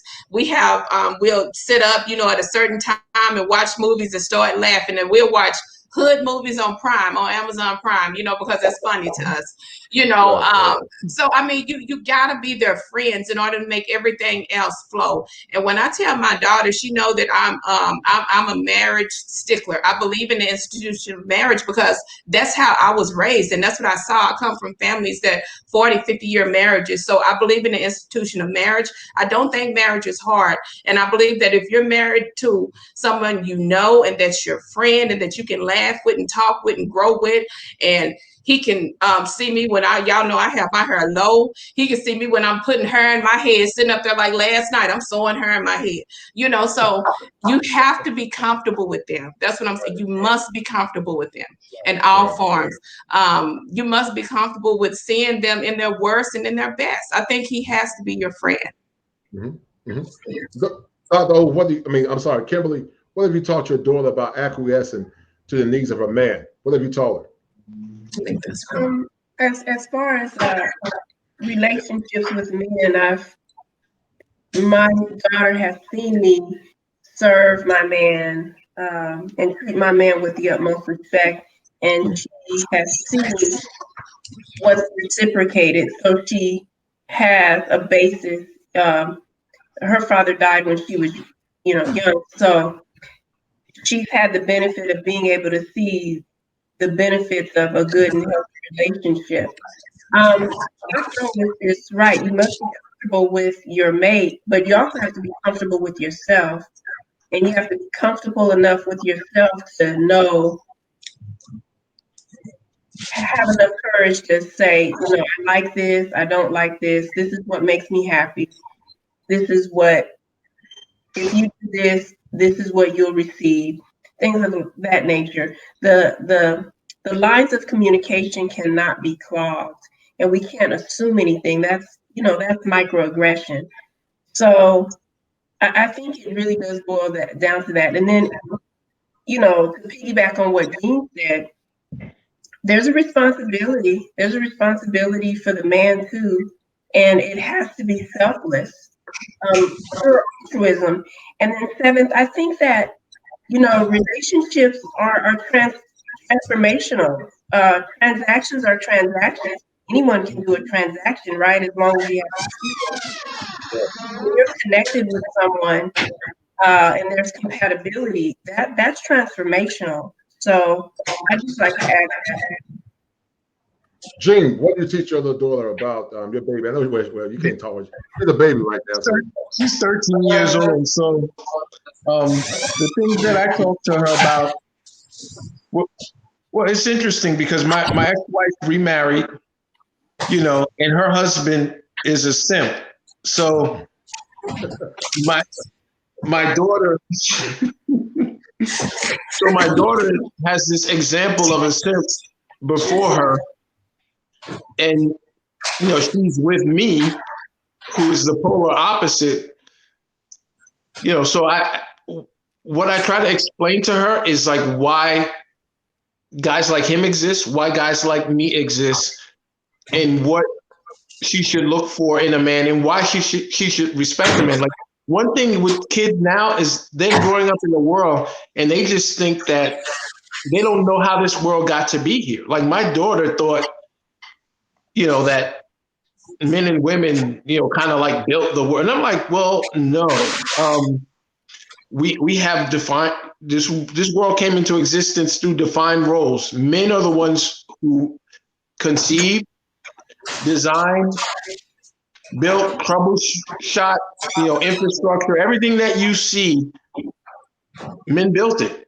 Women had their role of taking care of the family, nurturing, managing the home, things of that nature. But understand that, like, all the things that it took to build this society, and also the sacrifice, because a lot of people had to die for what we have now. It didn't come without loss of life. And this is the role of men in the society. So what I'm trying to teach my daughter by telling her this stuff is to respect the role of men, because they're not really taught that. They're just taught, men and women are equal, and there's no talk of how things came to be, what sacrifices were made for things to come to be.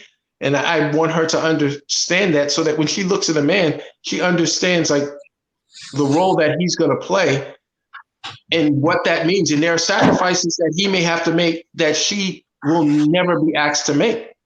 But and that's what I'm trying to get her to understand, so that she will have proper respect for a man, not a simp. She has no respect for simps already. Like her stepdad, he created that. She sees how my ex-wife runs all over this guy, so she doesn't respect him. So she has no respect for simps, but she needs to understand it. And not all men are simps, and that there's a role that men play, and it should be respected. Just like there's a role that she plays, and that role needs to be respected too. And I teach my daughters that as well. I don't forget, I actually felt honored. One time, my middle daughter, she told me, I got to get me a boy dog because all these girls in the house making my testosterone drop. I told my middle daughter one time, told me, it almost made me cry. She said, "Dad, I want a man just like you." I said, "Well, why?" She said, "You're tall, chocolate, and you're a good provider and a good protector." I was like, "Wow." I didn't even realize I was molding and shaping my daughter to see me as her first boyfriend, because girls tend to identify with the archetype of a man and their fathers. And it made me feel honored, because that was the norm years ago. Black communities were vibrant, not only Black communities, but American communities as well. Dr. O, Kimberly, and Jean, we're getting close to time because I'm getting hungry, man. I'm an old man, so I gotta make sure I get my Geritol. But Seven, real quick, I want to say something to your point about your daughter. Now, my ex-wife married, and my daughter lives with this guy, but my daughter clowns him because in her mind, I am her example of a man, and he has no backbone.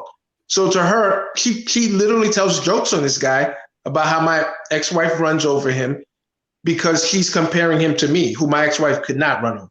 No one runs. You know what I'm saying? Right. So you're right. They look at you. You are the example. You are the example. Right. Well, the masculine, once again, is doing, and the feminine is being. But the masculine, the feminine complements when the feminine does for the grace of the masculine. Relationships, Jean, Kimberly, and Dr. O are very symbiotic. It's almost like a crocodile. When he opens his mouth, that little bird gets in his teeth, and the crocodile say, "If you don't eat me," if the bird say, "If you don't eat me, I'll get those parasites out off your teeth." And almost like the lamprey fish and the shark. The lamprey fish comes under the shark and takes the parasites from under the shark. And the payoff is that the shark don't eat the lamprey fish. You know, in modern relationships, Dr. O, Kimberly, and Jean, you know, so many women come in with narcissistic tendencies. They don't have any empathy for the man. And they come in expecting, you know, I hear these chicks say, oh, you got to take me here. What have you earned for me to give you my hard-earned money? I'm not giving you my hard-earned money just because you got a vagina. That I'm not impressed by your vagina. So what else besides a vagina are you bringing that's going to make me spend my hard-earned money? See, women of old were worthy to be courted. You know, they exhibited feminine qualities. That's why men didn't mind courting them. And you know, women were mostly virgins, or you know, they weren't sleeping around with a lot of men back then. But you got chicks now, you know, Raekwon, Man, Sure Mike, Ray, and all of them had them. But they want to come up to you and tell you got to pay full price. And a masculine man like me, I'm not you want to take your ass on somewhere with that nonsense. I'm not that. You know, and I don't even care if they get mad. You know, because my whole thing is, you're gonna follow the program, or you can go. I'm not bothered. You know, I'm 6'5". I think I'm a good looking man. I got good. My credit score is good, almost over 800. so I'm not worried about a woman. A woman's the last thing on my mind, because I know if I traveled abroad, I would be a star in other countries. Let me ask you guys this question as we get close to the end. This has been an awesome. I haven't laughed this much in my life on the show, but what happens when you have feminine women in a man's presence? Do you? So let me ask you guys a question. What happened to the classical traditional woman, and did the sexual liberation by white liberals influence thought culture? Dr. O, I want you to start first. Kimberly, you second. Then Gina, I want you to bring it home. I definitely feel like the white feminist movement steered that masculine energy that we see in a lot of females and a lot of us today. And I think the feminine movement had nothing to do with the Black man. I think that has to do with white women, you know, competing with their men, wanting to be on equal playing fields. And I can remember in the Navy, that's before I went on the carrier. It was women talking about, oh, I want to be on the carrier. Well, I don't want to be on the carrier. I'm good with sitting behind the desk. You know, that was a white woman's agenda. It had nothing to do with Black women, but we jumped on board of that movement and we made it, you know, into what we see today. And that's why we have a lot of women nowadays who try to fight men, belittle men, and talk to men because they want to be equal to a man. You can't be on one hand equal to a man and then say you want a man in another breath. It's like two masculine energies in the house, and it just won't work. Right. Right. I totally agree. So do you feel that the sexual liberation, Dr. O, in lieu of feminism, that was more or less indoctrinated by white feminists and white liberals, do you feel like that, Dr. O, influenced the current thought culture that we have now? I do, because a lot of, Black women, they feel like, you know, they need to compete. You know, they go in, you know, they talk about fellatio online, open forums on doing this, you know, because a white girl can do it like this. So I think it had a lot to do with, you know, the way we do and the way we are. It used to be a time that you wouldn't know anything about what we did in the bedroom because we kept it so private. But since the white women in these type of movements had said it's free, you're supposed to do this, and you're just letting the world know what you're doing and what you're about. You're letting the world know what kind of body you have. No man wants anything of no value, and that does not put value on you when you behave like that. You know, and the women that they are emulating, these women have husbands too at the end of the day. So, right. I mean, we have the whole thing wrong. We pick up information and we feed it into our ears for what benefits us, but we fail to look at the picture. The women that we are following, the majority of these women are married. Kimberly, did the sexual liberation and the emergence of white liberals influence the current thought culture that we have today in America? Yeah, I think that's part of it. You know, that is one of the influences. And another part of it is the lack of us being able to think for ourselves, right? So Malcolm X said, we didn't land on Plymouth Rock landed on us. I think about that every day because it's true. And what I've noticed in my observations is that everyone has to have the last word. Everyone has to have the need to win. And that's trickled into the relationships I've seen with, you know, between our men and our women. And there's just this need to win. You don't always have to have the last word. It's okay to be quiet. It's okay to apologize. It's okay to be wrong. And we're afraid to be wrong because society is hypercritical. And then we have this one-up society. I have to one-up you. And it goes back to what Dr. O was saying. There's this competition. There are these tutorials on fellatio now because I have to do it better than you, right? Nothing is sacred. Nothing is private anymore. And everything is perverse. And those who don't conform to that ideology, we're the weird ones. That's okay. I can be weird with money in my pocket and peace in my mind. I'll be weird all I need to be. Gene, did the white liberal and sexual liberation influence the current thought culture that we have now? And then also, Gene, after you answer that, Dr. Owen Kimberly, what happened to the traditional conservative woman, and will she ever come back again? So go ahead, Gene, and then we're gonna get ready to sign off. My perspective on this is probably a little unique for the Black community, simply because I grew up my formative years were on Long Island around white people. So I saw, a lot of the young ladies were thotting it up, the white girls, they were just wilding, but the difference in the two communities is that they have a set time period that they're going to do the things that they do, and then they're going to shut it down and look for a husband. In our community, it's ongoing. Right. It just doesn't stop. And it's encouraged. Whereas with them, they'll stop, they'll get married, and the whole feminism thing, it's been sold to Black women in a way that it was never sold to them. The way that, and I see this even now with my clients, the way that some of them are feminists, but feminism is something that they exercise outside the home. When they go home, they're a wife like any traditional wife.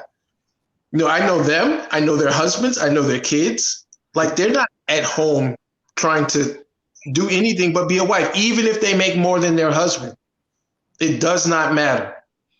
He is the man, and he is the head of that household. So the way that it was packaged and sold to Black women and the way it manifested itself in our community is completely different from theirs. Black women and white women Black women aren't bigger whores in college than white women. Right. I agree. Not at all. The thing is that they stop that and they get married, and our women are out there still in their 30s and 40s, still thotting it up. So it did start with the feminism and all that. I do agree, but we've made it into something else because of there's no expiration date on thotting in the Black community. It never expires. I want to ask you guys this question. This has been an excellent expose. This has been an excellent. I think it's one of the better shows. And Kimberly and Dr. Obi, even Gene, I got to have you guys back again. But I want to ask you guys this question because I could be up here for about 5 hours. I might have to. If I be here too long, I might fall over. But let me ask you guys a question. Fannie Lou Hamer, I added this to the montage. The Black woman side by side with the Black man. I'm not hung up on this about liberating myself from the Black man. I'm not going to try to do that thing. I got a Black husband, 6'3" and 240 pounds, with a 14 shoe that I don't want to be liberated from. No, you might.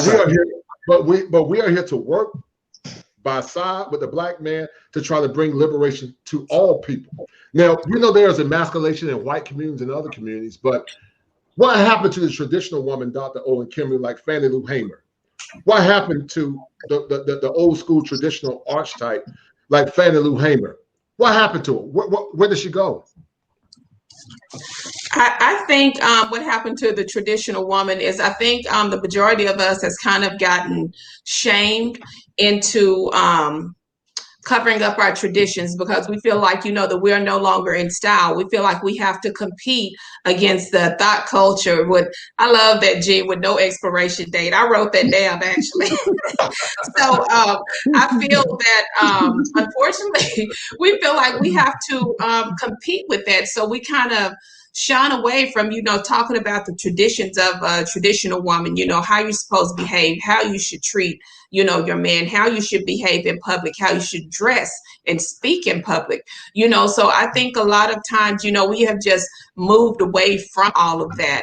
And do I think that we'll be back? Of course. I see it every day in the young ladies that I talk to. I'm sure Kimberly does also. They listen. They just want older women to tell them, as I always say, free game. I'm giving y'all free game, as to what you need to sustain your household. You need to be pleasant, peaceful, loving. You need to be attractive.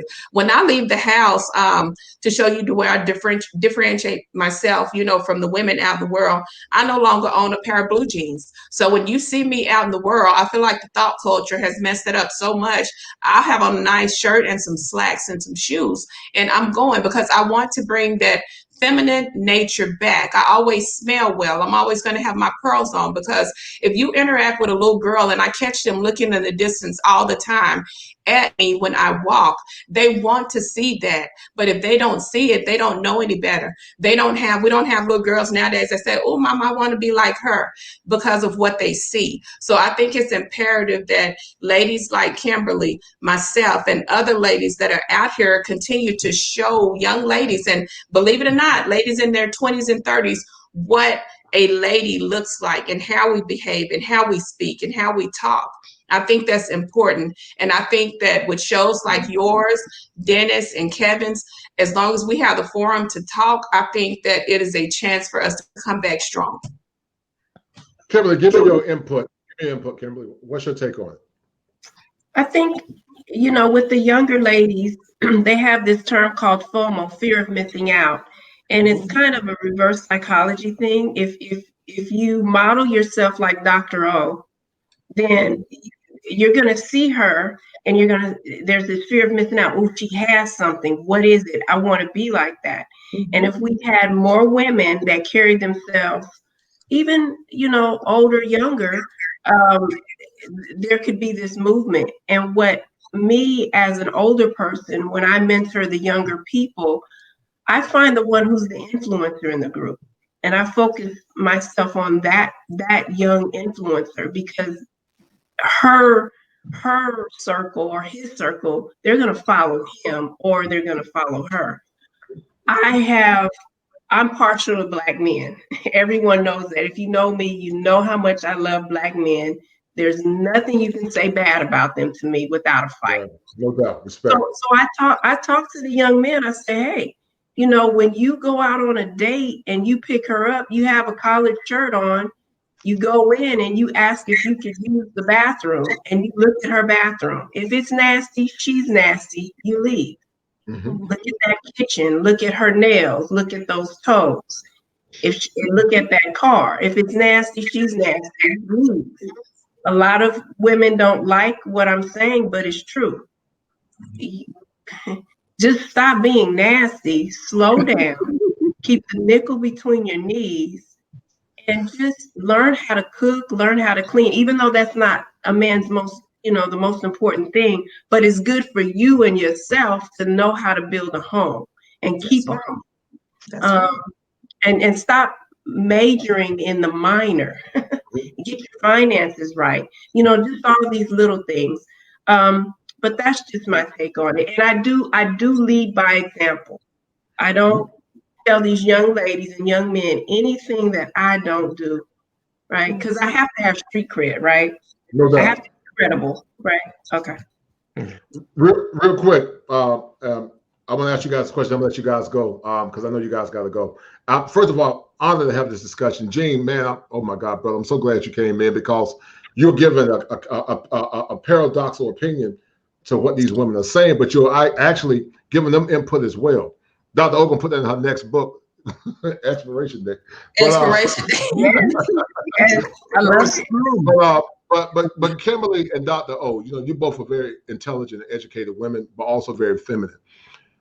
A lot of white feminists or some of our sisters even say that Black men were complicit in subjugating them to what I call the mammy and the Mr. trope. Every time you see the color purple, you see the mammy and you see Mr., and they were subjugated to, having children, not having a voice. And so, they buy into this false narrative that, Black, and look, we know that there are that the domestic issues are not endemic just to Black men. But, because in my mind, Black men and Black women were fighting together. We were the muse of the world. But the Mr. trope, about Black men oppressing Black women at the macro level, where there's policy, the Black men and Black women, the Black men oppress Black women at the macro level to the point that policies were created to make them become subjugated. No, that's nonsense. Mm-hmm. That's absurd. That's the definition of absurdity. What name the politician who wrote the policy that subjugated, and it got passed through the Congress and through Senate, that subjugated Black women? Name the Black politician that did that. That's what I would ask them. That just never ever happened. It never happened. Like, no. You know what we've fallen victim to? The one who cries the loudest, the one who speaks with the most passion without any facts gets to define the narrative. And we have to be smarter than that and question that. Just because you're passionate about something doesn't make you right. That just means you're passionate about it. That's what I mean. Some of us are just a little too emotional. We have to get into more critical thought. Well, yeah, to piggyback off what you just said, Kimberly, that is true to the point of what Dr. O was talking about with feminine women being shamed nowadays. Like, for instance, you have more women shaming feminine women, calling them mammies, calling them pygmies. Mm-hmm. And what's stupid is that a mammy, by definition, they're the mammies. They're the mammies. The mammy serve the needs of massa. Mammies were, you know what I'm saying? The mammy did what the mammy was like the go-between, just like the Black pastor was the go-between between the Black man and the massa. So, like, when you call, they've tried to redefine that word. This is how far they're willing to go. They're trying to redefine mammy as any Black woman who loves Black men or wants Black love, and calling them a pick-me. Meanwhile, they have a swirling movement where they're begging white men to want them and love them and marry them. Now, the last I checked, 70% of women, and this is what I say to these swirlers, I'm not against interracial relationships. I'm against deifying and elevating another race over your own. No doubt. So 70% of Black women were chronically single before the swirling movement. 70% of Black women are chronically single during the swirling movement. And 70% of Black women will be chronically single after the swirling movement. You gotta love him. His presentation is wonderful. I mean, so who is the pick-me? You have a freaking worldwide movement to chase men, which men, we are masculine, we chase. So you've been willing to become the man in pursuit of the white man because he won't chase you. If he wanted you, he would come and get you. He's had access to you more so than we even had. If he wanted you, he would have you. He doesn't want you. So you are the true pick-me, not the Black woman that is like, I want a Black man. It's the woman who is part of the swirling movement. They are the ultimate pick-me's because there's no other group of women on the planet of the earth that has a movement to chase and beg men to want them. It just doesn't exist anywhere else on the planet. Gene, I'm gonna have to step in the back after the show is off. I'm gonna have to call for backup security. You know how I get down, brother. You know how I get down. Well, listen, man, I got my trigger, my clip like Raekwon, so you got to worry about it. But listen, I got my 2XLs. This is all I need right here. I hear you, brother. But listen, guys, this show has been a wonderful show. Before we leave, what did you guys get out of the show, Dr. O and Kimberly? And you guys will definitely be back. I have armed security if you need it. I think the show has definitely been it has been a delight, first of all, with like minds, individuals that you don't have to go back and forth, because I'm like Jean, I just won't do it. I'll consider the source and I'll more than likely block you or keep it moving, because we want to keep these people on the level that they're on, and it's pretty low. So I will not deviate to arguing with them, so but it's been very informative. And like I say, I'm gonna show a pygmy will be wearing what I have on in this dress. So that's what those are pygmies, so that we're clear. A pygmy will be comfortable. I'm sitting here with my dog in my lap, the window is open, everybody can see in my house, and I'm not worried about a thing, so that's what pygmies worry about. And we're trying to figure out where we're gonna go when I leave, so I think the show has been great. I love it. Kimberly, what did you get out of the show, real quick? Personally, I don't think I could ever be a pick-me because I have no game. I don't know how to act. I'll go up to a guy and say, "What's your sign?" I don't know how to do that kind of stuff. You ladies are not pick-me's. What I got on this show is that it's just, first of all, me and you haven't chatted in a while, so it's awesome to reconnect with you, brother. And these two, you guys, the ladies, you guys are awesome. Like I said, I have women like you in my life, but it's COVID, so I haven't really communicated with a lot of sisters like you a lot, or anybody. I just kind of been chilling on my own. So it's always good to have your beliefs reinforced and have have positive examples of what you really need to see in life. And for me, that's women who look like me, because I exist in the world. All my clients are white. The circles I travel in are mostly that. And it's nothing wrong with that. Like, I have some great people. It's not a complaint, but I need to see the same. Like, the way that I can converse with you guys, I can converse with all my clients, but there's no women online that I can converse like that with. I have to call up my friends and stuff to have these type of conversations. There's not a lot of women like the two of you. I don't know if you realize that, but there's not a lot. They're rare. I call them. Yeah, there's not a lot of women like the two of you, where you're both very intellectual but also feminine. Like, for me, it's a treat to be around you and to hear your opinions, because I don't get it all the time. Dr. O went back to Kansas.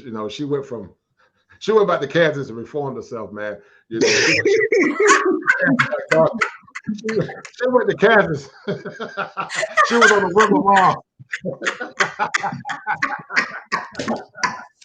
All right, well, listen. All right. So this song is going out to Dr. O and Kimberly. It's about 10 minutes after the hour, 6 o'clock. This has been a great one. Thank you, really. We're bringing to you live from the Tar Heel State with the wide show. You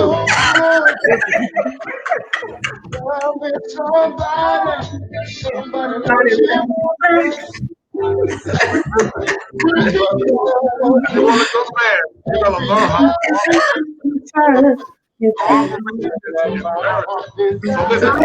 Look, same Kim.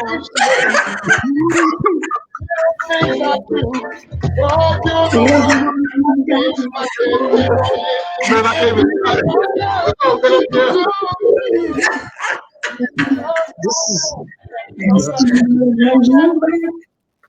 Listen, guys, it's been a pleasure. Definitely, Dr. O and G, we gotta do it again. All right, guys? Yeah, man. Okay. It was fun. I had a great time. It has been great. Good night, everyone. This is the 13th session, the 13th episode.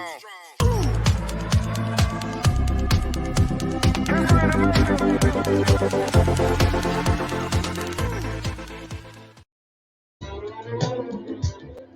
household where You already know. Let's get it. Komodo dragons. Yo. Yo. Watch on rim on tire. Kush Komodos on fire. Like Carlito, I've been with. Made people, who you been with? Chain snatchers came through with the Benz backwards. Like notorious. Bank account looking glorious. Moving godly in the 5-speed. Maserati hypnotize me. I kamikaze. Wrist like NFL blitz. Even if we miss, we still keep shooting. Me and my crew, we keep the bass booming. Me and my crew, we keep the paint peeling. Sky's the limit. No ceilings, and money's growing like grass with the mass appeal. Mr. Business doing shows at the brass rail. I like the way the cash fell. I'm something like a Dame Dash film. I'm looking at the glass half filled. I'm from the kids to Bakersfield. Take your pick, I'm trying to make a mill. Or 456, make another flip. Collect the interest. Hey yo, it's all about the Benjamins. It's all about them dividends. I'm making money with my women friends. That's what you call a friend with benefits. Wings like Mission Impossible. Drop tops out of car and driver. Burning the turnpike. I'm I-95 southbound. Sweets and wits, test pipes, no cats down. Raw Monday night, I laid it smack down. Run the jewels with the pat down. Horse, 9 horse, that's a rondo. 9th floor, that's the condo. Switching lanes, switching time zones. On the combo. Hey yo, watch on rim on tire. Shit, Kush Komodos on fire. Shit, watch on rim on tire. Shit, Kush Komodos on fire. Shit, watch on rim on tire. Shit, Kush Komodos on fire. Shit, watch on rim on tire. Shit, Kush Komodos on fire. I was born in light, born to fight. See my life through these hands, I was born to write. Never left, supporting as I brought this mic. How I birthed the rap. My stars and nights, just the stripes that I wear, never torn precise. Been a while since some kids this nice, but simple as it seems. CJ, like the coming of Jesus. They gon' hate when some is believers. I got the hypnotic flow, same as J Black did. J unified this rap. Put us on the map, now we making classics. Like back in 06 with SNL, tell them to check the scales. We wrecking it well.